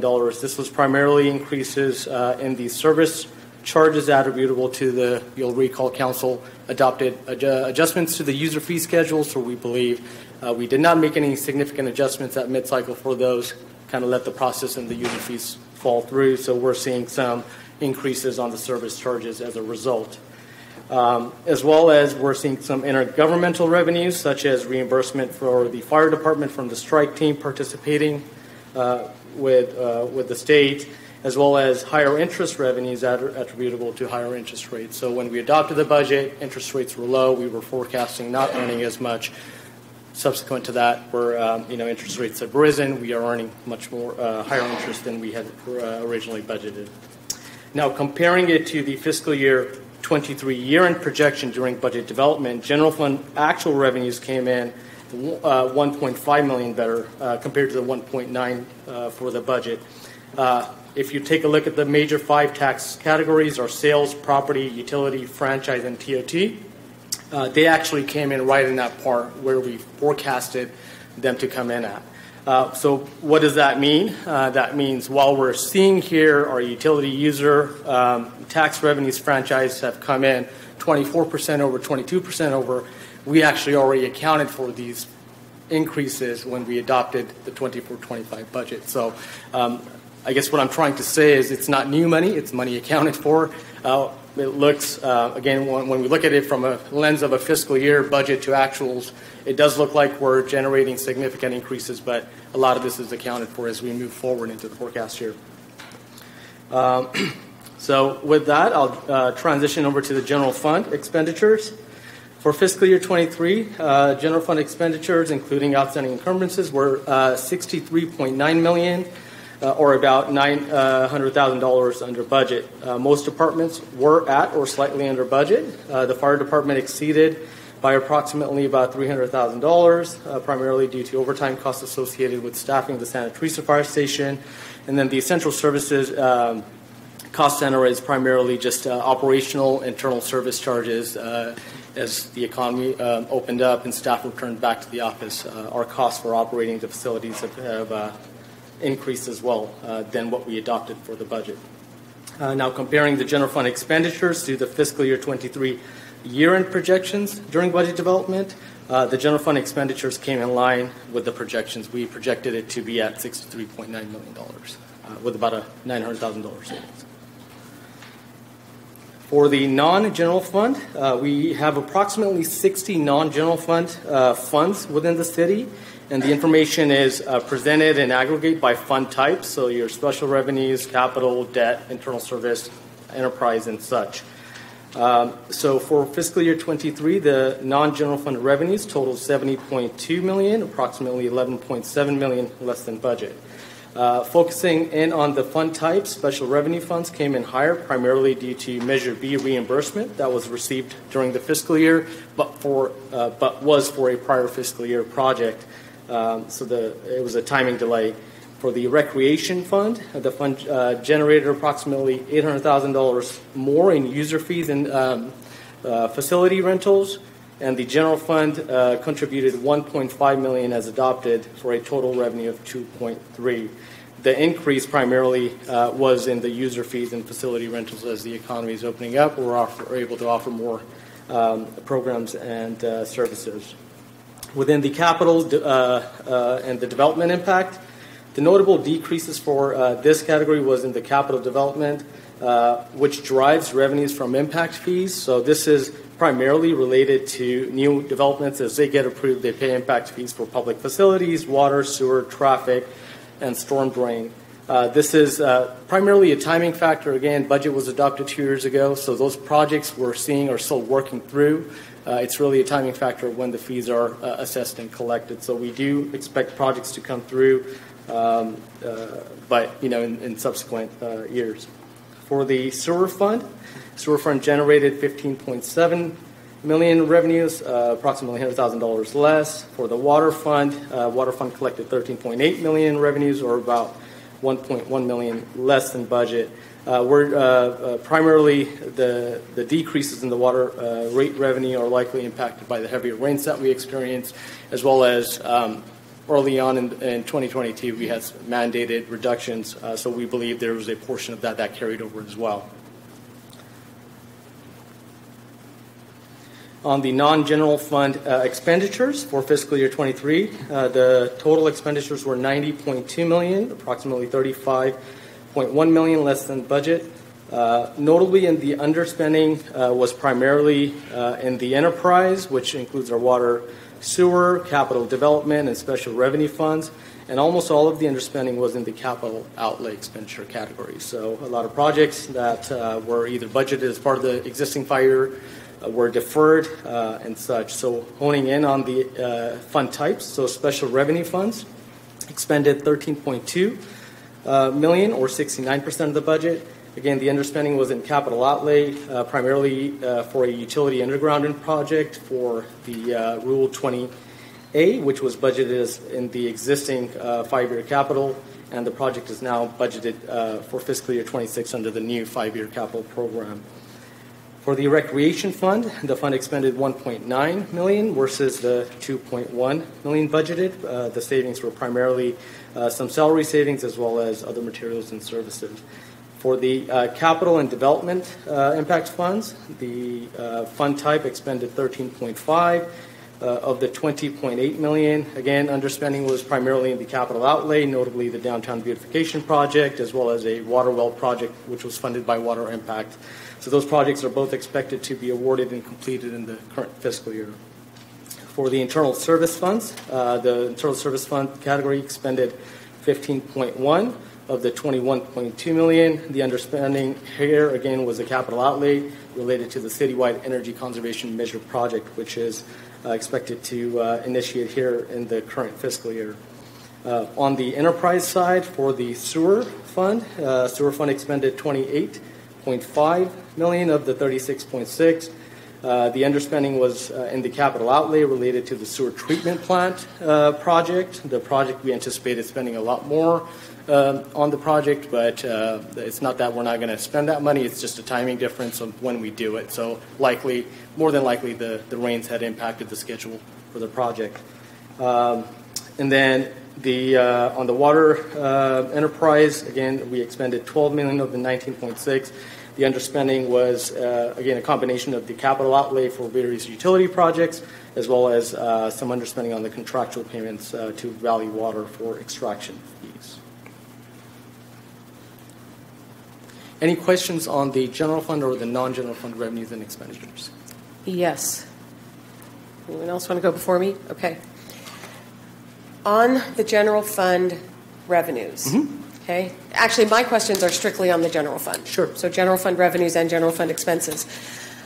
When I looked at this report, to me, this is very concerning. This is not good news at all to me in this report. And that's because, and what I want to ask, that drop in sales tax, that $1.6 million in sales tax, had it not been for the increases in the other categories, we would be negative. Mm-hmm. We'd be negative. And sales tax is our largest number. We can somewhat manage our expenses. We have less control over the revenues. So what I would like to ask is the categories that had increased revenue. Mm-hmm. I mean, I understand, number one, that all of these increases, the net increase, mm-hmm. because all the others increased more than sales tax decreased. I understand that the net increase was factored in to the budget we all just approved, mm-hmm. right? We all just approved a budget, and it factors in all these increases. So this is not more money to do anything more with. I get that. Yep. But what I'm asking is and maybe this agenda item isn't meant for this, but do you have any projection as to where is this indicative of a sales tax? Is this likely to continue with sales tax? Yes, so as part of this presentation, we have other financial update sections where we specifically talk about what's happening with sales tax, and I'll share that. So, okay. So if you have any specific questions to the year performance, I can take that, and then if not, then once we get I'll to wait that. on that. Okay, so here it's enough to say that all of these numbers are factored into the budget we just approved. Yes. All of yes. them. Okay. One other question. Where does the money that we get from Measure B for local streets and roads, or from Measure A for that matter, SB1, does that go into the general fund, or that goes into its special revenue fund? funds? Yep. Okay. There's separate funds account. Exactly. Okay. Is that an account that's here showing in our non-general fund? Yeah, revenue? it'll be in the special revenues fund type category. Okay. Yeah. So what I know it's probably not in here, but because I just had 2 meetings with VTA on BART Phase 2, which is taking money out of Measure B. Sure. They also told me just this morning that we, the City of Gilroy, and other cities are supposed to be getting more in local streets and roads, and I want to confirm that we are, in fact, getting more. So if you don't know that off the top of your head, I would like to follow up with that question. Sure, absolutely, yeah. Okay. We can definitely circle back on what that forecast is going to be. Okay, thank you. That's all I have. Sure. Okay. So jumping into other financial updates, so in addition to the preliminary year-end reports, we'd like to share additional financial updates as it relates to sales tax. So sales tax, as the mayor has indicated and everyone knows, is the largest single source of general fund revenue, and one that is very volatile and as it relies to directly on consumer discretionary spending. So what are we seeing? Since the budget adoption, we have received quarterly sales tax report updates. We're seeing declines across almost all business segments, as far as the actual performance as well as forecasted revenues looking into the future. Except food products or restaurants are still seeing some increases and are projected to see that over the next couple quarters. But overall, the forecast is that we are seeing a slowdown and a contraction for the next several quarters through early 2024. And as a result, the forecast, whereas it was assuming a soft landing during the budget development, where we were not thinking we're not going to have any negative sales tax, but we will plateau as well as have slower growth. Forecast actually now predicts a recessionary model, if you will, where they are predicting, sales tax is going to go negative. In fact, for example, when we compare the fiscal year 23 actual sales tax revenue, it was down 2.7% compared to fiscal year 22. So we are seeing that again. So this is all forecasts specific to our community. I know there's forecasts that are developing, at the state level, at the federal level. So what we're seeing for the city of Gilroy is we are seeing a decline across all business segments. And the impact of that for the two fiscal year 24 and 25, we're now projected to come under budget by about $900,000 on each of the fiscal years for the sales tax revenue. Under budget for revenue? Yes, for the sales tax, yep. And the update, again, further affirms that the overall economy is experiencing a slowdown. We are not recommending any adjustments at this time. We'd like to see how this plays out over the next couple of quarters for the contraction.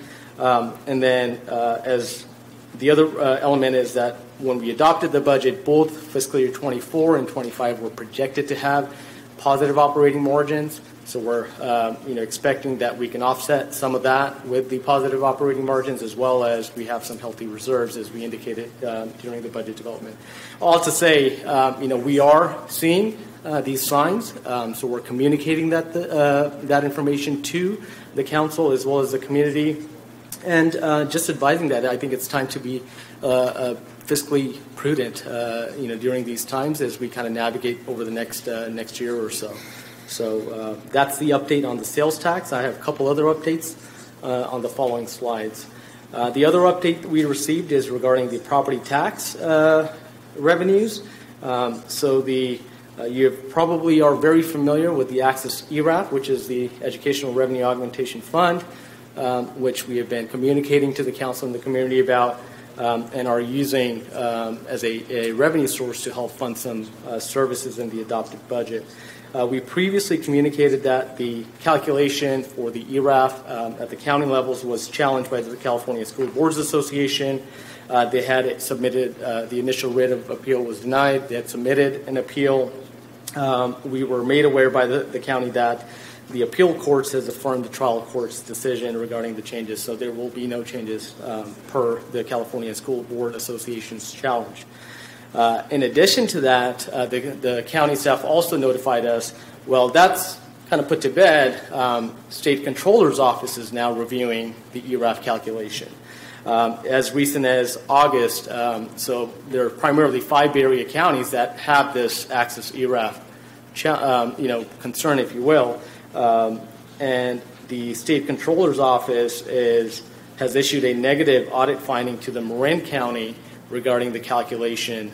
Primarily, it's the inclusion of the RDA, dissolution property tax, into the calculation. What does that kind of mean is they're essentially asserting that it violates a state law, that when RDA was dissolved, state laws indicated that you cannot use that revenue to offset other calculations, so therefore you shouldn't be using that into the calculation. The impact of that, if that were to occur, that impact the county has calculated is 22% of the access ERAF money. So what does that mean for Gilroy? It's about $400,000 in annual reduction to the ERAF moving forward. The State Controller's Office has also asserted that they'd like to do a 3-year clawback provision. In the staff report, we've kind of highlighted 3 scenarios where we believe this could play out. In the best case scenario, we believe Marin County, which is essentially the test case scenario with the State Controller's Office, is able to defend themselves, no changes are made to the formula, and all this sort of kind of goes away, and we move forward. That's the best case scenario in staff's opinion. The other next scenario, which we believe is a likely scenario, is the county and the State Controller's Office will resolve to make changes to the calculation, taken to reduce the 22%, and then make that change point in time moving forward. What does that do? That allows counties as well as cities to kind of adjust their forecast moving forward and their budgets accordingly as well. The worst case scenarios would be, again, the Marin County, State Controller's Office prevails in the audit and the challenge. That same formula change is implemented to the other counties, as well as with the 3-year clawback provision. So we're looking at about $1.2 million in the worst case scenario, where we would have to temporarily offset future allocations, formulate payment arrangements, or such. Again, this is a very complex. We're not in this, alone. County gets significant amount of ERAF revenue as well as other jurisdictions. So, this is the worst case scenario, but I would think that, the likely scenario of where change is made point forward is in the best case scenario. So all to say is, there's still some, ways to get through the ERAF, but the good news is, it's not all going away. There is ERAF revenues, but there is a reduction that we possibly face moving forward. The next item on there you'll see is the CalPERS fiscal year 23 preliminary investment returns. So CalPERS for fiscal year 23, period ended June 30, 2023, declared investment returns of 5.8%, which is approximately 1% less than their adopted discount rate or rate of investment of 6.8. The impact of that, again, would be included in our next year's actuarial valuation report, but we're estimating that to be approximately $2.5 million, increasing the unfunded pension liabilities. Do you want questions on that previous slide as we go? Or sure, I can take questions. The previous slide, not that one. That one. Okay, so first of all, when it comes to ERAF, the ERAF update, has anything happened that concerns you as to what we have included in the budget that we just passed, kind of depending on ERAF? Not at this time. Again, okay. So not at this time. Not at this time. So with the exception of that 22%, decrease that we will likely, again, counties passing the money as it's coming to the end constituents rather than holding on to it until it's resolved. I think that's strategic. At this point, this is the best information we have. And as we learn more, we'll definitely I understand, come to but so far, this is not something that is making you need to tell us that some of the positions that we're planning to add and that we think are going to be funded in the budget we just passed with ERAF money are in jeopardy. Not yet. Not at this time, not Okay. in respect to ERAF, but again, with sales tax and the impacts and other tax revenues I know. That's what I was saying about sales tax before, but right now I'm asking about the ERAF. Yes. Okay, and on CalPERS, that $2.5 million increase, as I know we're going to get to soon, we now have $110 million in unfunded pension alone, and another $15 million on other benefits, right? So that's, I know your report's going to get into this. I just, sometimes these numbers, when you just throw out these interest rates and $2.5 million, it's hard for anybody, I think, even up here, let alone the public, to appreciate the magnitude of this debt that we have that has to be addressed in order to make good on the promises that are already out there to our employees for their benefits, for their pension benefits. Okay, thanks. Also included as a recommendation as part of the year-end financial update is the contribution to the Section 115 Pension Trust. So Council adopted a policy last year, pension funding policy, that has a two-pronged approach where we are required to prepay the annual unfunded accrued liability. And in the beginning of the fiscal year, whatever the interest savings are, we divert those to the Section 115 Trust. We did that calculation, and we made the payment to CalPERS in July, and that was approximately $259,000 that was diverted to the Section 115. And then the second pronged approach is the up to 25% of the year-end savings in the general fund expenditures. With this report, that calculation is approximately $225,000 for fiscal year 23, which we're seeking your approval to contribute to the Section 115 Pension Trust. So the recommendations before you are receiving the report for fiscal year 23 financials, as well as approving the contribution to the Section 115 Trust. Okay, thank you. All right, Councilmember Marks, I see you have a question. I do. I have a question and a comment. Sure. When the pension trust fund was set up, I approved it. I thought it was a very good idea as a savings account. But when you have a $100 million debt, $225,000, it's like throwing a penny on a $100,000 debt. I know that we have a little over $1 million in net for this year, and that's why we want to give $225,000 to this trust, and then the next report another $225,000. Correct? No. Or incorrect? Yeah. So the next report, which will talk about the other post-employment benefits, we're not recommending to make that contribution for fiscal year 23. We're recommending make one initial contribution one time, and then once the policy is adopted for fiscal year 24, we would implement that policy. Okay. Well, here's my problem. We have a lot of needs in Gilroy. And this $225,000, as much as I believe in the trust, I am not ready to approve it tonight because I would like to see that money go for other needs that the city has that we will discuss probably at a later time.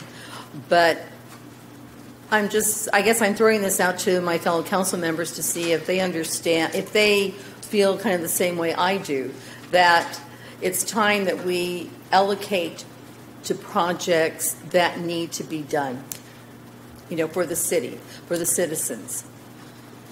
Okay, that's not a question for her. That's not a question. That's not a question for her. That's just a comment I'm making. Yeah, and this is for our employees to pay their retirement, and it's something that this council has already approved in our budget. So what you're asking is to do something against what this council has, or to change what this council has already done. So I look at this as something that is absolutely for our employees. We don't ignore the fact that we have this huge debt. It isn't just $200,000. It would make it for a total of $3,249,000 that we would have put towards this this magnitude of an animal that we can't ignore and shouldn't ignore, and helps us get better credit on the other things that we need. I just think right now it's not just a good time to do it. That's my personal opinion. Yes, I probably am asking for, to go against what we have approved, but times change. I mean, and all of us have budgets at our household. We think we're going to save and do certain things, and all of a sudden something else comes up, and we have a more dire need to put the money elsewhere, and that's where I'm going. Okay, but but what's no, changed I'm not is telling anyone what to do. yeah, I'm just saying because what's changed is the liability has gone up, not down. Okay, I don't see any other council members wanting to speak, so if that's the case, I'm going to go to public comment because I see we have at least one. Yes, Madam Mayor, it is Ron Kirkish. Hello again, Mayor, Council. This is a very disappointing report when you look at the revenue we're getting is not looking good, you know. Is it going to look good in the future? I think all the signs are we're going to be struggling.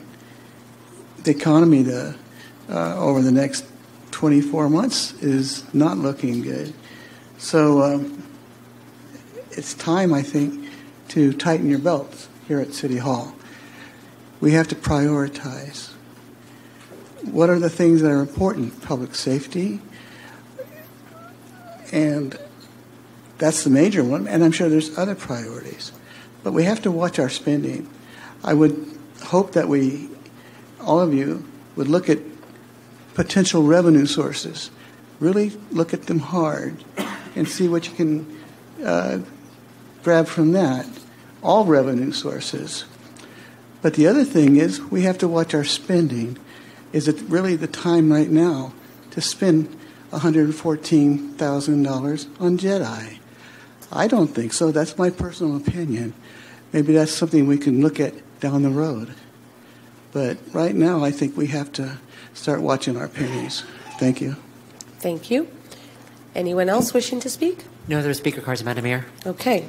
Closing public comment. This is back to council. Mayor? Yes? I want to acknowledge Councilmember Marx's concerns, and I agree with you, obviously. Given the fact of where this is going and who it's supporting, it's our employees. That's where I draw the line in regards to this. I agree, and with what Mr. Kirkish also just mentioned, is we need to prioritize. We need to look at other things where we can save money, because we're talking about $225,000, which is a lot of money, obviously, but this is contributing to the pension trust, right? Yes. I'm saying that, but I think that moving forward, keeping your comments in mind, we have to really start thinking about other things that we can say, you know what, we don't need that right now, and begin to prioritize, because again, this is something that's going back to our employees. So that's where I stand with that, but I think you're right. We need to start looking at other sources of revenue, but also watching what we spend. And I know this council has over the years talked about, maybe we stop hiring consultants and we figure out other ways, right? Maybe that's we have to have that discussion again. So, but I appreciate your comments. Yeah, these are all things that come before us, and we approve, and then staff goes and does them, and then we say they shouldn't have done it. So it's hard, it's hard to, yeah. So including this item here was all part of what we discussed when we went through the budget. Okay, so if there are no comments, I put my hand up, Mayor. Oh, I'm sorry. Yeah, I see it. Yeah, and I do think that it's already been said, Mayor, and that these are promises that we make to our employees, and it's hard enough to recruit and retain staff as it is. We already have, our first responders don't have the pension benefits that they should, and so trying to maintain, our city competitive and attractive to public employees to come here and to stay here, right, to provide the great services that they do. It's important that we invest in them this way, and I know this is just a drop in the bucket, but it's a necessary one before we can improve on anything, right? We have to pay on this, so that's my 2 cents. Yep, thank you. Okay, so with that then, I would be looking for a motion. Move for approval? So motion by Councilmember Tovar. A second. Seconded by Councilmember Armendariz to approve $225,000 to be transferred to the Section 115 Pension Trust pursuant to the pension funding policy. Okay, and that's a digital vote.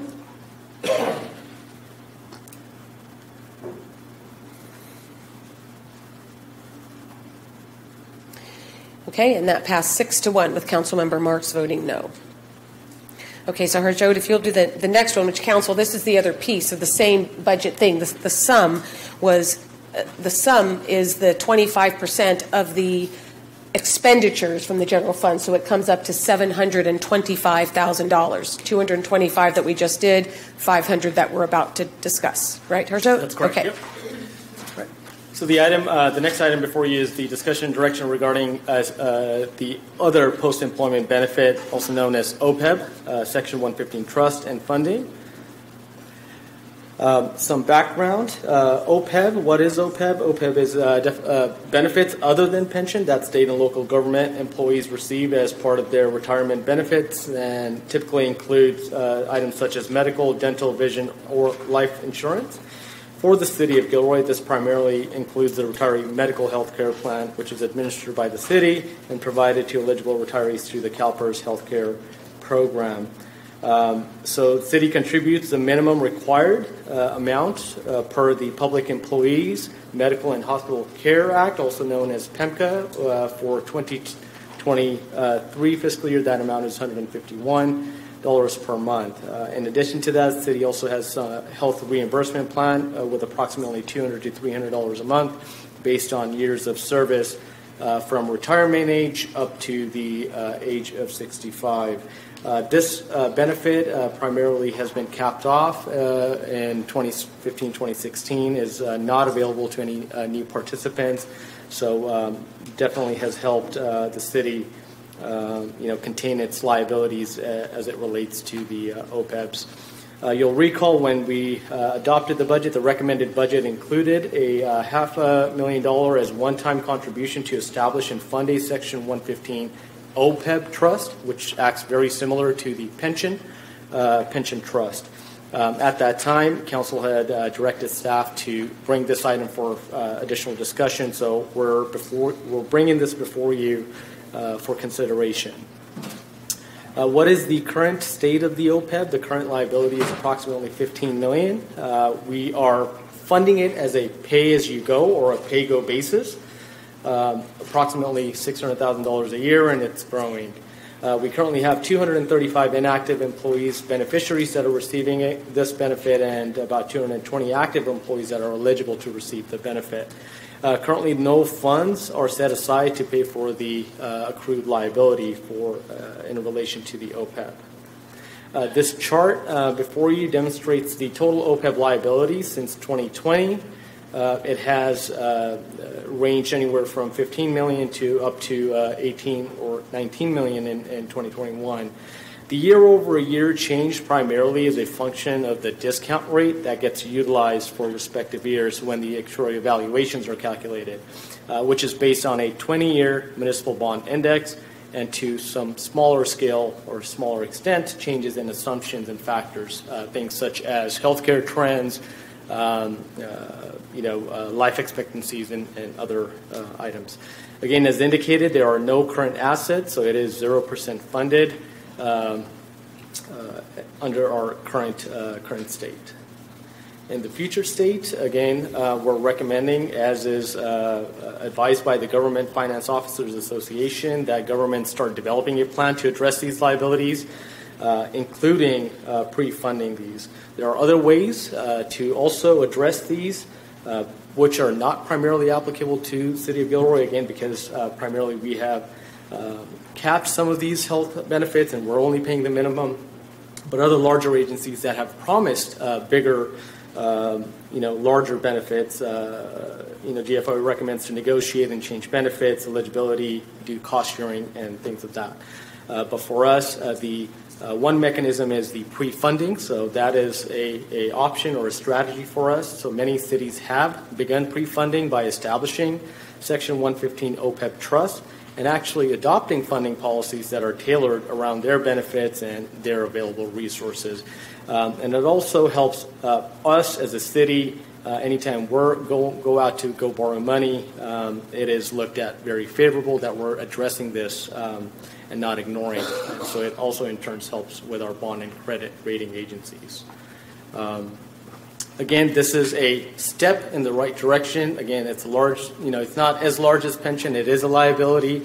We're not going to be able to address it, quickly, but I think what we're recommending today is a step in the right direction to start addressing this liability, if you will.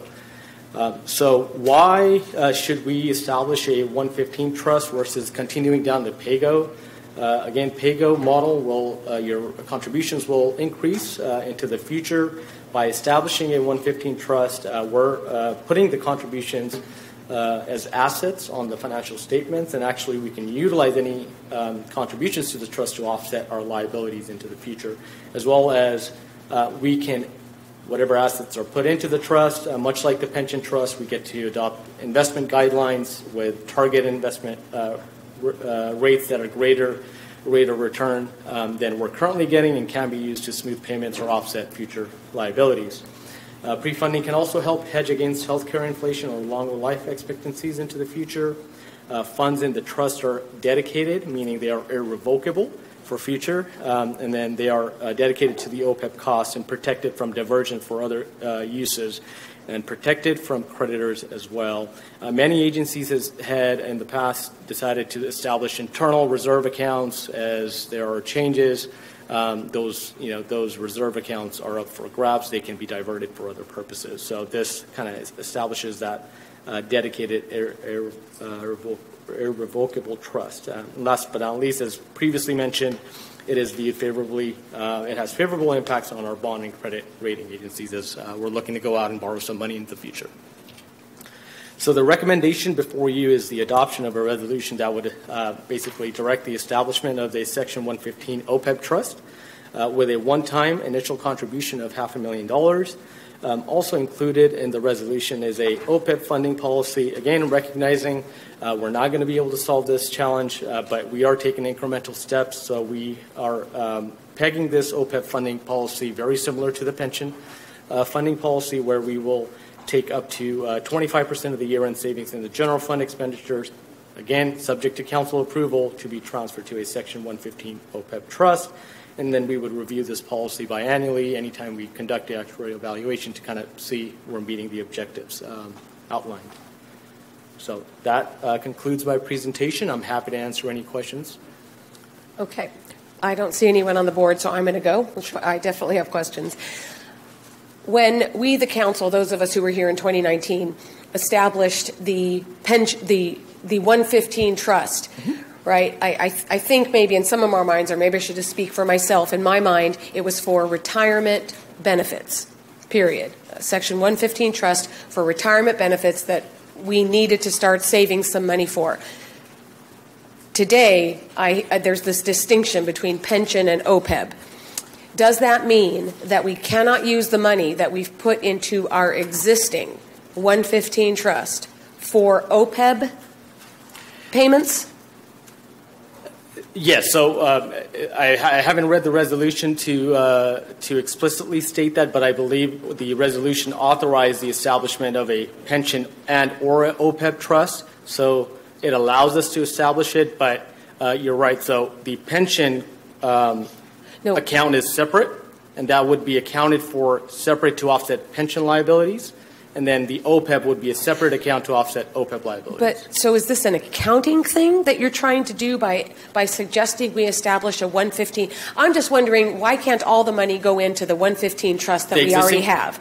And why can't that be used for retirement benefits, period? Whether it's OPEB, whether it's wherever we need the money, why does it have to be separate trusts is what I'm trying to ask. That's a very good question. We can inquire. I would have to do a little bit more talking to our PARS administrator to establish if we can put it under one umbrella called retirement benefits. Do you know? I'm just wondering why this came up. Why did this OPEB thing came up in the budgeting when we were doing the budget this year? And it took me a while to even realize that it was something different than the 115 trust that we already have. I believe when the initial retiree trust was created, organizations or funding mechanisms were not separating out the OPEB. And then as accounting rules changed, GFOA recommended that we show both liabilities differently. I'm going to tell you, I'm not 100% confident in this, but I do not believe you can use a pension trust to pay OPEB and vice versa. You probably can, and it probably isn't. This is a new thing that's happened over the last few years where The financial groups have wanted to see that OPEB liability. For some cities, the OPEB liability is almost the same as the pension. Yeah. Whereas we are in a much different position where our unfunded liability is about $15 million. So you can throw it all into retirement, you can throw it all into OPEB, but I don't think you could go back and forth. Okay, so the reason for having the separate OPEB trust is it was a recommendation by the accounting firm that does our financials, It's a national standard. Okay. And the 115 OPEB trust was not available a few years ago. It is kind of a newer thing. Okay. So we'd have these two trusts. The funding would be the same. If we adopt this funding policy, it's the same funding policy. It's just in two separate buckets instead of in one bucket. But it's the same amount of money in total that we decide to put in. That's correct. With the accepted pension is a true two-pronged approach. It has a prepayment as well as a year-end. This would only have the year-end. So does that mean it's not possible for do we make a minimum payment on OPEB like we do on pension? No, we're not required to fund the unfunded liability, but it is a recommendation. Right. So we're required to do the PAYGO I don't think I'm asking my question right. Do we have to make, not into the trust, do we have to send PERS? OPEB just keeps growing? OPEB, exactly. So that's part of the recommendation is we have this liability, which is going to continue to grow if we remain under the PAYGO model. But it's not pay as you go. We're not paying anything. We are paying for active retirees today that are receiving the benefit. We cut a check monthly. Right. We're not paying anything against the unfunded. We're not paying anything against the unfunded. PERS. Exactly. So there is no such thing, and that was going to be my next question. There is no such thing as a savings by paying it early because we're not paying it at all. Exactly. We're only paying it on those who are actually receiving it. Exactly. Yep. The more you understand, the worse it is. Okay. All right. Any other questions from council before I go to public comment? Okay. Do we have any public comment? No speaker cards, Madam Mayor. Okay. Then I have one more question if no one from council does. When it comes to the actual funding policy, first I want to ask staff if we could do this, and then, of course, ask the council if they want to do this. But could we put in the actual policy, which is Exhibit A in our packet, we're under the policy, under item 2, which right now reads just like how we fund the pension trust. Could we say something in there that prompts the council each time we go to fund, because this always has to come before the council, to look at equating the percentage of funding? In other words, we've got this, in this case, $725,000 that we're contributing to these retirement trusts. Could we say that what percentage have we funded of the unfunded in PERS and make the same funding for the OPEB? So in other words, we've got $3.2 million funded in our pension trust, $3.2 million in the trust that we've put into the trust on a $110 million liability, which is 2.93, say 3%. Could we then take the total that we plan to contribute each year and say, okay, so 3%, we want the contribution to be equal to 3% of that balance and have the same percentage for the OPEB? Or is that tying our hands? I think it's going to muddy the waters. I'll make a couple of remarks. I think if we were to do that as a point in time, like as we are doing now, totally can do it. They're two separate liabilities, two separate assumptions, two separate, does it help us with our investments? We do this because it helps us get better investment ratings returns and all that. Does it matter how much we have in the OPEB as a percentage of the outstanding unfunded liability versus how much we have in the pension trust as a percentage of that total unfunded liability? Yeah, I think, again, the recommendation is incremental steps to address this. If we were to do the next actuarial update valuation, we can find out what we would have to actually contribute in order to make a greater impact. But I believe that amount is going to be a significant amount, and I just don't see we have the resources to do that. While, again, we can peg it to a 3%. No, I'm not trying to peg it to 3. I'm just trying to make whatever percent it is for one, it's the same percent for the other. I don't think I'm saying this well. Let me use the numbers, okay? Sure. we just put $225,000 into the pension trust. Okay, that is about 3%. That now makes the total contributions in the 115 pension trust equal to about 3% of the current unfunded liability. Okay, if we put $500,000 into the OPEB, that's going to be 3.4% of OPEB's unfunded. If we instead contributed $434,000, or $450,000 if you round it, that would be more like 3%, which is the same percentage. That's what I'm trying to say. Yes, again, because if you were to peg it to the liability for a future year, they're both going to, the impacts of any future investment returns are going to be different for both plans. Yeah, but I'm not trying to peg it to anything. I'm trying to say, I'm trying to get a way to prompt the council, to prompt the city council to go, oh yeah, we just said we're going to put $700,000 into these two trusts in total. What's going to prompt us to even address how much goes into the OPEB versus how much goes into, unless our funding policy says something to prompt us? So what we could do is we could add some language that we would come back to council with an evaluation of what the unfunded liability is, point in time when council makes that decision, and then council would be able to possibly maneuver that. Do council always understand what I'm saying? Yeah.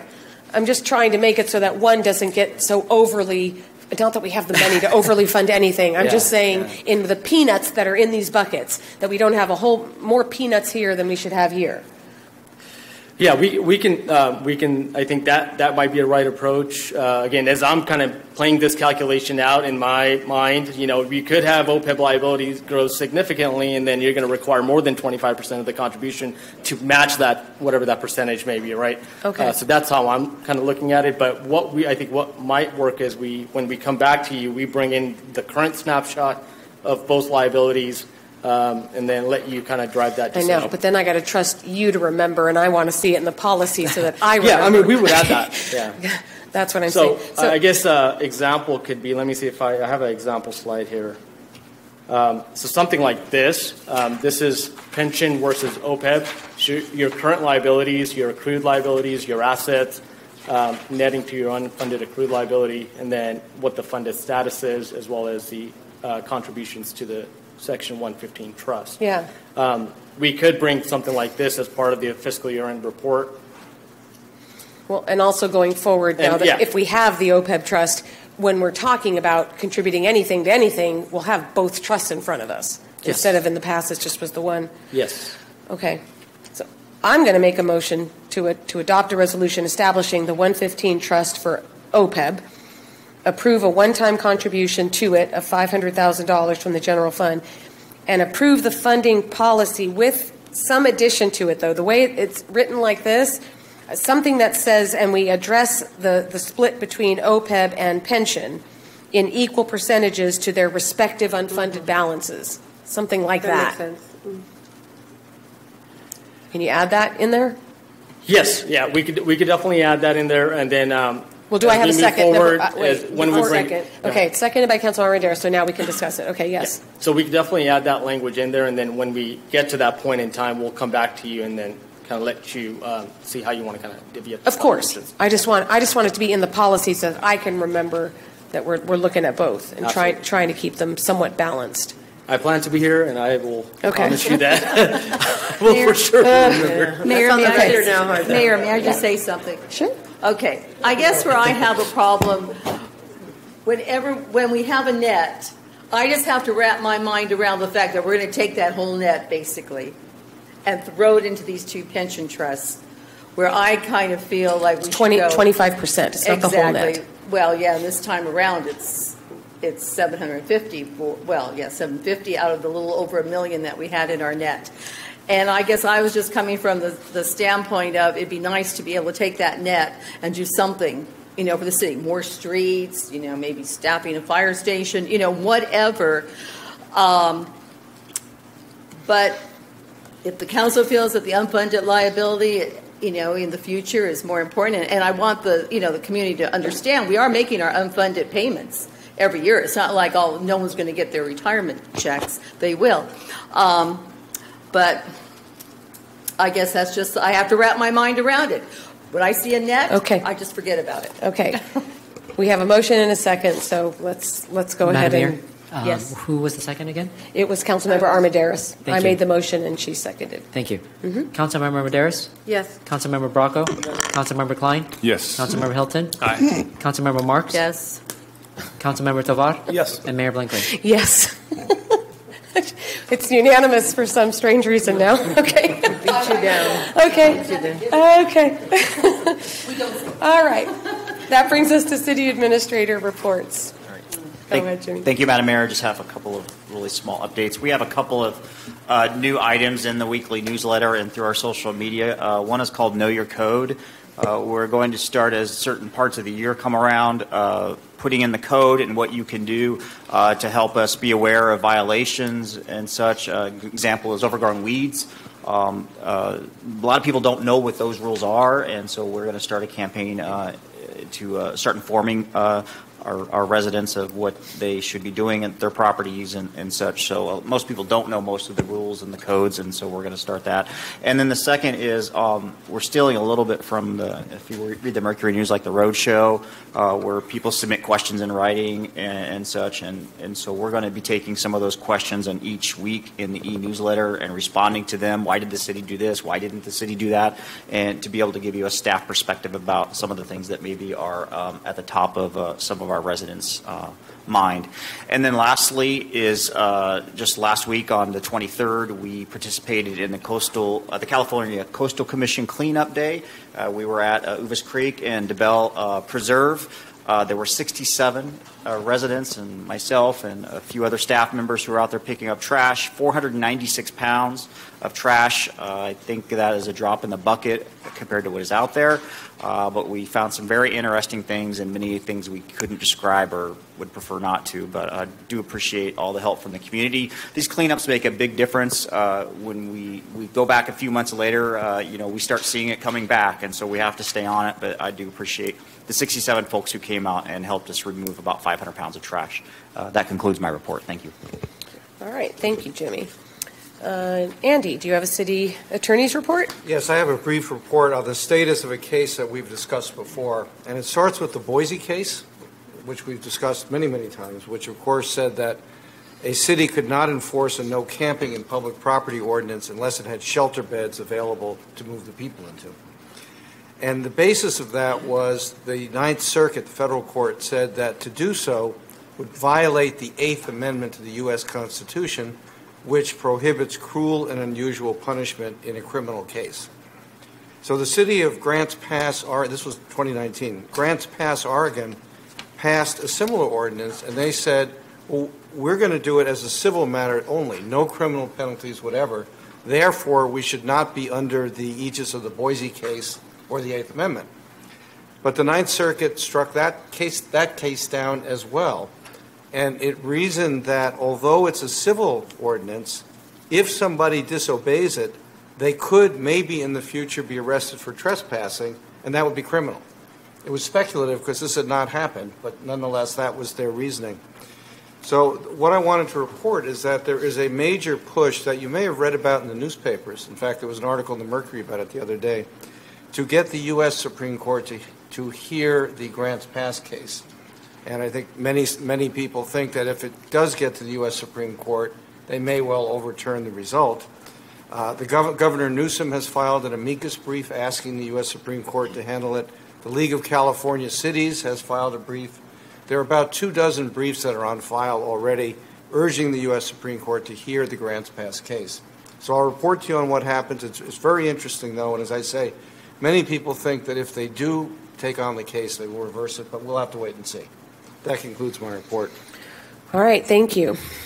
Okay, Andy, do you want to now do your spiel? I'll keep talking, right. Yeah. Item 14.1 is closed session, which is conference with labor negotiators, collective bargaining unit pursuant to Government Code Section 54957.6 and Gilroy City Code Section 17A11.4, collective bargaining units Local 2805 IAFF Fire Unit, representing Gilroy firefighters, city negotiators Jimmy Forbes, city administrator, Leanne McPhillips, HR director, anticipated issues under negotiation, wages, hours, benefits, working conditions, Memorandums of Understanding, City of Gilroy and Gilroy Firefighters Local 2805. So what we need to do now is to take public comment on this matter. Then, when that is concluded, we will adjourn to closed session, and then we have to take a vote of the council to decide whether or not to stay in closed session. Okay. So with that, let's open public comment. I see 8 speakers. Is that accurate? That is accurate, Madam Mayor. Okay. So we have 8 speakers. If you could all please come up to the front row, and we will start. Richard, do you want to come on up and start us off? And then it's followed by Mike, Stephen, Matt. That's how it is so far. And again, you should be able to see the timer right there. Make sure you're close enough to the microphone. So.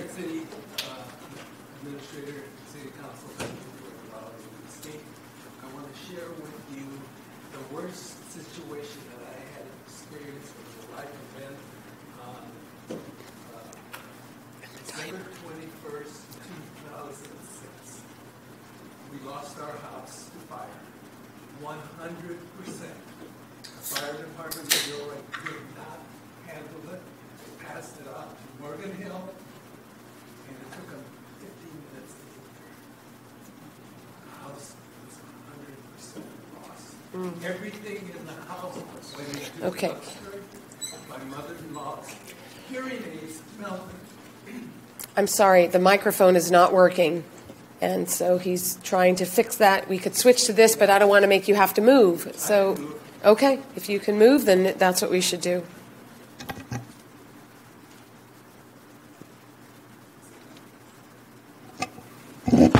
Testing. Yep. I was told by the Morgan Hill fire chief that a fire doubles every 2 minutes. We lost our house. They had to basically take off everything. Electrical, plumbing, stucco. The second floor burnt and the ceiling fell into the house. I encourage you guys to ever have to live through something like that. It still hurts me because we almost died. I was told we had 2 more minutes. The 3 of us would have been dead. And it cost $1 million to fix. Thank God I had good insurance. I encourage you to fund and staff the fire department and Santa Teresa. You have a field that has not been mowed. If that catches fire, how many houses are you going to lose? We were a 5-alarm fire, plus we were on CNN it was a 5-alarm. What happened is when we opened the doors to get out, the house blew up and the ceiling fell in. All 5 houses around us were evacuated. End of my story. Fund the fire station. Okay. Unless, number 1 priority, City Council talks about it all the time, safety. That's the end of my story. All right. Thank you, Richard. Okay, the next speaker is Mike Sterner. I'm sorry, I guess everybody's going to have to, our podium plan didn't work. Mayor and City Council members, my name is Mike Sterner. I'm a 35-year resident of Gilroy. And after this bleak budget news, I'm here to ask you to spend more money, specifically staffing of the fire department.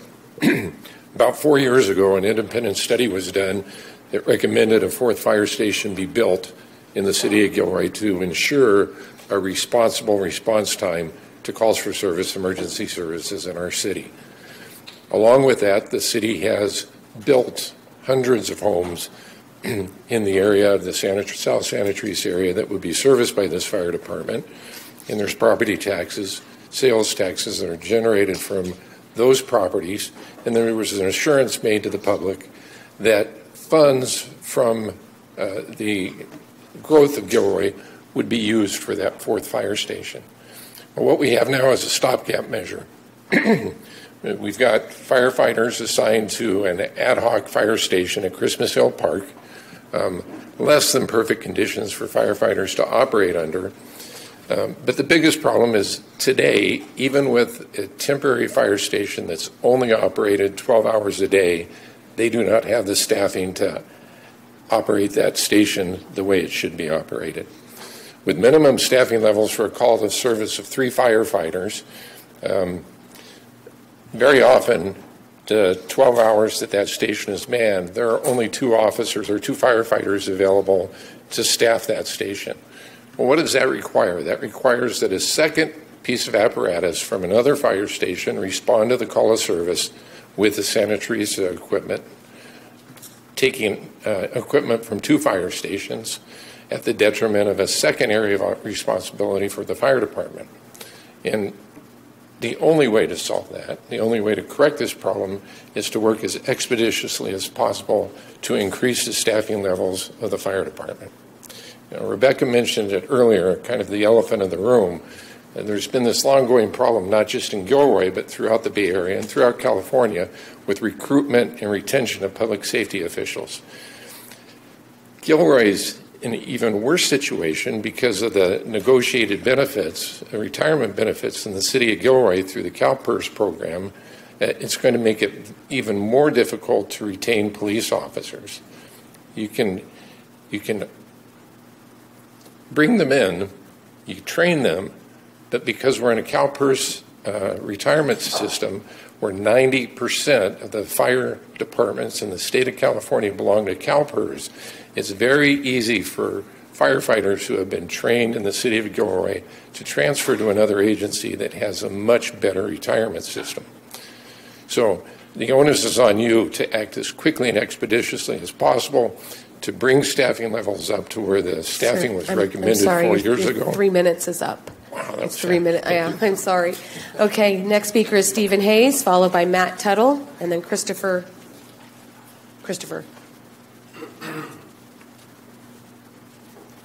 Mayor, Council, my name is Stephen Hayes. I'm the City of Gilroy Local 2805 President. I've been reflecting a bunch on how we got here, and I was watching a bunch of the films from City Council in 2019 where we adopted the ASM model. And in that study, Chief Collette said that this is kind of a stopgap measure, that we should fund it with 2 firefighters per day for 12 hours until fiscally possible to go to 3. I never thought we'd be here today. In that meeting, actually, you talked about pension reform, funny enough. So we're both trying to get a win here, and I get it. Here's the deal today. The Santa Teresa district has grown. We cannot adequately staff that area of the community. If somebody has a cardiac arrest or a major emergency, Chief Wyatt has explained that we're really good at our job once we get there. Our save rate is one of the highest in the county. But if we're not there in time, it's not a good patient outcome. That's one. 2, the residents of the Santa Teresa district, they deserve adequate fire service just like the rest of the city. And we really need to staff that station with 3 people. That's a standalone piece of equipment and one of the biggest fire danger areas in the city. And in my opinion, one of the most obviously underserved, but it's a busy area of the city with the, one of our biggest call generators is the Isabella, the Memory Care Center on 3rd Street. That entire 3rd Street development it takes us a long time to get there. And as of 22 minutes ago, we're back to 3 engines covering the city. So we need to staff this station, and we need your help. Thank you. Thank you. All right, Matt Tuttle, followed by Christopher, followed by Kim. If you could all get a little closer to the podium if your name was called. All right, thank you. Let me know if you can hear me okay. Yep. So my name is Matt Tuttle. I'm president of San Jose Firefighters Local 230. You may be wondering why somebody from San Jose is coming up and speaking, but this is on behalf of a similar issue that all of us in this county experience every single day, and that's staffing. We're not adequately staffed from top down. It's plain and simple. The same issues that are plaguing our brothers and sisters with Gilroy Fire are the same issues that many of us are seeing throughout the county, is a lack of staffing and a lack of support for staffing firefighters to protect our citizens. Today we're all standing united to ask you all as elected officials in the city of Gilroy to stand in support of properly staffing the city of Gilroy. Currently, there is an issue in this county, which I brought up, where several times a week, no ambulances respond at all to medical emergencies. Having a properly staffed station like Santa Teresa avoids that, and it is, unfortunately, a stopgap in protecting lives, protecting property, with the county's obvious failures with being able to provide transport. Choosing not to staff a firehouse with properly trained firefighter paramedics that can make a difference with seconds count only puts citizens' lives at risk. As I said, seconds count, and the only guarantee to protecting the public at this time are firefighters and adequate staffing. Today should not be a question of how much budget dollars it takes to save somebody's life. It should only be a question of how much elected officials want to put a priority on someone's life with proper staffing. Thank you for your time. Thank you. All right, Christopher, followed by Kim Curtis and then Jason Lucero. Good evening, Mayor, Council. My name is Christopher Covillas. I live right by Galvin College. So that means my house in my neighborhood is farthest from any staffed fire station right now. It's completely irresponsible to gamble on my neighbors and my family's lives by shutting down and not fully staffing the Santa Teresa station. You don't call your car insurance company at night when you're parked in your garage and say, all right, I'm going to turn off the insurance policy, and then call at 8 a.m. and say, I'm going to open it back up because I'm going to start driving again. That'd be crazy, right? Of course we don't do that. Therefore, why are we not fully staffing the fire station 24 hours a day, 7 days a week, with 3 people? You spoke on earthquake preparedness today, right before we started this meeting. Is not staffing a station really preparing us for that? We just talked about it right here. You know, my family, my neighborhood, we deserve to be treated just like every other resident and have the staffing coverage for us. Emergencies don't happen between 8 a.m. and 8 p.m. So please, please, get this money, staff the station, 3 people, 24/7. Thank you. Thank you. All right, Kim Curtis, okay. And then Jason Lucero's after that. Mayor and council members, hello, good evening. I don't have a lot of statistical numbers or information, but I do know that fire and first responders are super important, obviously, to the health and safety of everyone. Our city's growing. Houses continue to be built. Apartment buildings with lots of people continue to be built. Homes that they're multi-generational homes that people are moving into now. These aren't single-family homes with a mom and a dad and 2.3 children. These are homes of 8 and 10 people living in them. The emergencies, the amount of people that are flooding our city because we needed the revenues from their property taxes and sales taxes that are supposed to fund these things, but it's actually working in the opposite. We are, in a deficit for all of our pensions and the OPED and all of those things. So somehow, long before y'all probably ever got here, misappropriation of funds and loans against money that didn't belong to certain people happened. But let's not continue to make the same mistakes. We have to get better at doing what we do. If the city's going to grow and continue to be a city where people want to come to live and work, then we're going to have to fund our police department, our fire department. Having, 3 people 12 hours a day is not going to serve all of the southern part of the Santa Teresa housing that's going in, more housing. I mean, we're making do with 2 grocery stores. Yeah, we have a couple big boxes, but people don't want to drive over there. 2 grocery stores. We're short of medical facilities. Now we're going to be short of fire. people's homes burning to the ground because Morgan Hill takes 15 minutes to get here. It's really, it really is beyond what a city person should have to live with. I mean, rural communities have these kinds of response times. Monterey County is the largest county in the state of California, have better response times than the city of Gilroy Fire does right now. So I just encourage you to stop making the same mistakes that your predecessors made and make new decisions and make sure that we have enough people to take care of the people that you keep bringing to our city by building more homes. We need to take care of it. Thank you for your time. Thank you. All right, Jason Lucero, followed by Bob Weaver.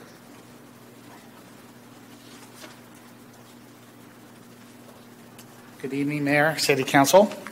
My name is Jason Lucero. I live here in Gilroy since 2005. Both my wife and I had our kids here. They're raised through here.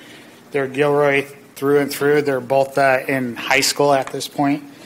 One's about to go to college. We love Gilroy. We love the city. With that, my background is I'm a firefighter for over 22 years. I was a transporting medic 5 years prior to that. I have a unique insight to this issue, but until recently, I had no idea of the Santa Teresa Station staffing issues in our city and how it affects our city. My concern can be summed up in a few simple questions. How do we, as citizens of Gilroy, know what level of service we're getting on a daily basis from that station? How is the city notifying the citizens of the daily fluctuations of that station? What impact has that staffing had on us already, if any? Is there a paramedic staff there daily? I have no idea. And what is the purpose of having a new station if we are going to limit the staffing to it? I understand that if there's a working fire within the city limits, that the city is left unprotected because of all the fire resources are committed to that event, which means we need mutual aid coming from another city or from CAL FIRE. If there's another event like an EMS event and it's a serious event, we all know, I work for Santa Clara County Fire Department, and throughout the county we know that EMS ambulances are delayed quite a bit throughout the whole county, not just here in Gilroy. And with that, if we have a serious medical event here and all our resources, fire resources are committed, then how long are we waiting for?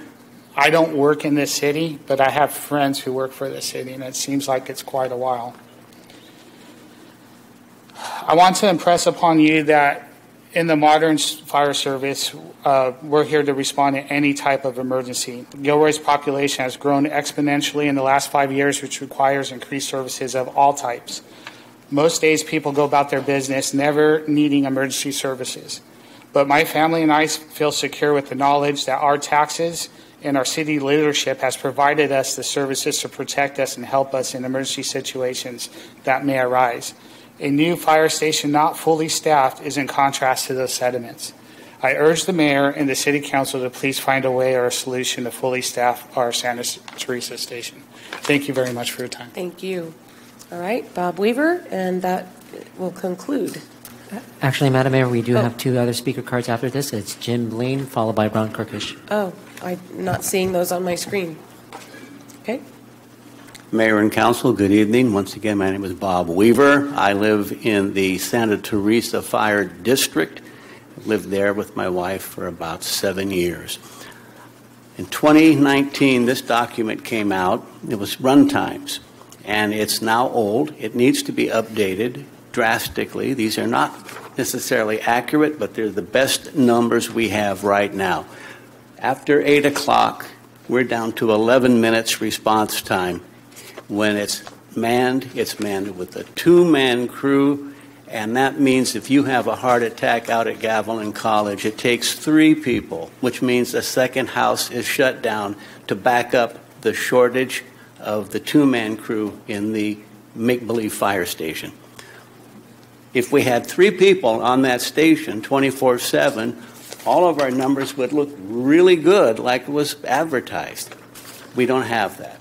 But I do take an issue tonight with the way that the city's response letter was worded, it makes it look more like a labor management problem and not a public safety problem. And I don't think that's accurate. I don't think it's appropriate. I also have a question about the bottom line when it talks about total calls and the percentages.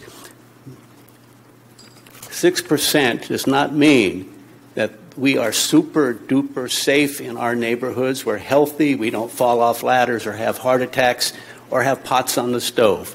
We're just like every other part of the city.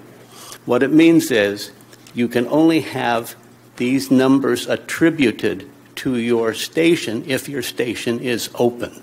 The reason that this number 6% is so low is because it's closed. So it's a perception that the people who live south of Uvas Creek are expendable. That's my statement.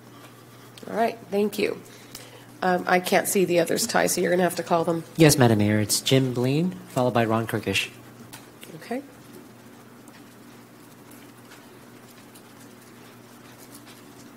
Well, hello. I'm going to go a little different angle on this whole deal. I got a quick story for you. 13 years ago, I got a letter from Allstate Insurance saying that I have been dropped from their fire insurance. I'm like, wow. I go, before I freaked out and got all crazy and got scared, I went, what happened? Never had an insurance claim, never had an auto claim, nothing. After figuring out what was going on, they said Google Earth said I was over 5 miles away from the fire station, which the Chestnut fire station is 4.8 miles away. So I looked into it and checked it out, and my insurance company said, I need a letter from the fire chief saying that they'll respond. Well, the city of Gilroy and a lot of other cities in this state are represented by an automatic and mutual aid program. I don't even live in the city limits, and they have to go to my house. They're the first responder. I live 2 miles out of the city limits. I live off of Pacheco Pass. I'm not sure if any of you guys have tried to gone out there after like 3 o'clock. It's like an hour drive from Costco to get to my house. It's 4 miles away. I hear the fire engines go by my house 2, 3, 4 times a week, and they're all gnarly accidents that are happening. Another death down the street from me. Pacheco Pass is terrible. They used to have a scoreboard up on Pacheco Pass on the hill. That's how many people died there. They finally took it down after people were like, oh, this is nuts. I've been here a lot long. Some of us have been around this area for a long time. I've been here a super long time. I've seen what's going on, it's just not very good about how we should educate and talk to the people in the city. The Chestnut Fire Station goes to my house. Now there's 2 fire stations, 2 engines in the whole city. I don't even live in the city, and now you have less protection for everybody else in the city. I don't know if you guys are educated about that or know that, but that's what happens. I talked to you about the thing. Insurance companies are our friends. Allstate represented me and said, okay, we'll get you insurance because I had the thing. Well, my insurance bill now is $3,000 a year. It was $1,000 a year 5 years ago. I'm not sure if you guys are paying attention. And this is all before the firestorms. I'm sure you've all paid attention. But the west side of Gilroy, Mantelli, Welborn, Eagle Ridge, those aren't like little tiny houses. Those are very expensive houses. Those people are going to lose their insurance altogether. And if they don't, they're going to raise those prices 5, 10 times the amount of what they're paying already. And what's the scary part is you guys can help out, because if you open another fire station or keep that station open all the time, more protection for everybody in the city. And that's just the facts. I grew up in Morgan Hill, San Martin, Morgan Hill, and I was in Morgan Hill when the utility tax was rescinded. They closed half of the fire department. The police department was gutted. The city council was recalled. I'm sorry, your time is up. Just real quick No, thing. everybody has to be on the same time. I'm just urging you guys. I'm sorry, to keep I time understand is that. up. I get it. Okay, but I'm just everybody has to have the same need to do this amount of for the whole time. community, Thank not you just- for being here. Thank you, Mr. Kirkish. Thank you, Mayor. I'm going to actually take a different tact than everybody else. We've been discussing this issue with the Santa Teresa Fire Station for probably 3 or 4 years. Or longer. Yeah. And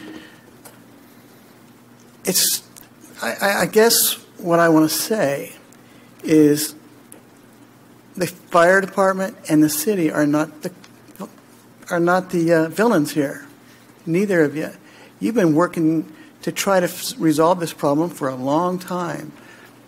In my mind, the villain is the developers for Glen Loma. They were let off the hook. I don't know why.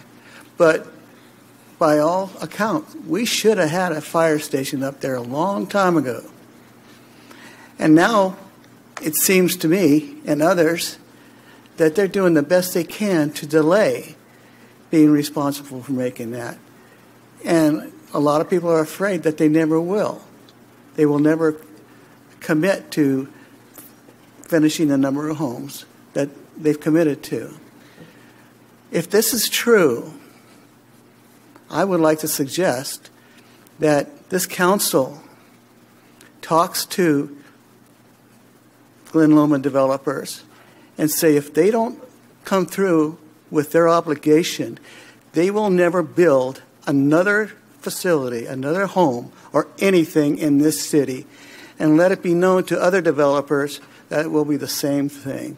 There's got to be a way to bring these people to fulfill their commitments. And if it takes hardball, that's what it takes. Thank you. Thank you. Okay, does that conclude? Yes, Madam Mayor. I have no other speaker cards. Okay. So closing public comment, thank you everybody who came to speak and those who wrote comments in as well. Okay, we're going to go into, we're going to take a 5-minute break. And so we'll come back at 8:45 and resume.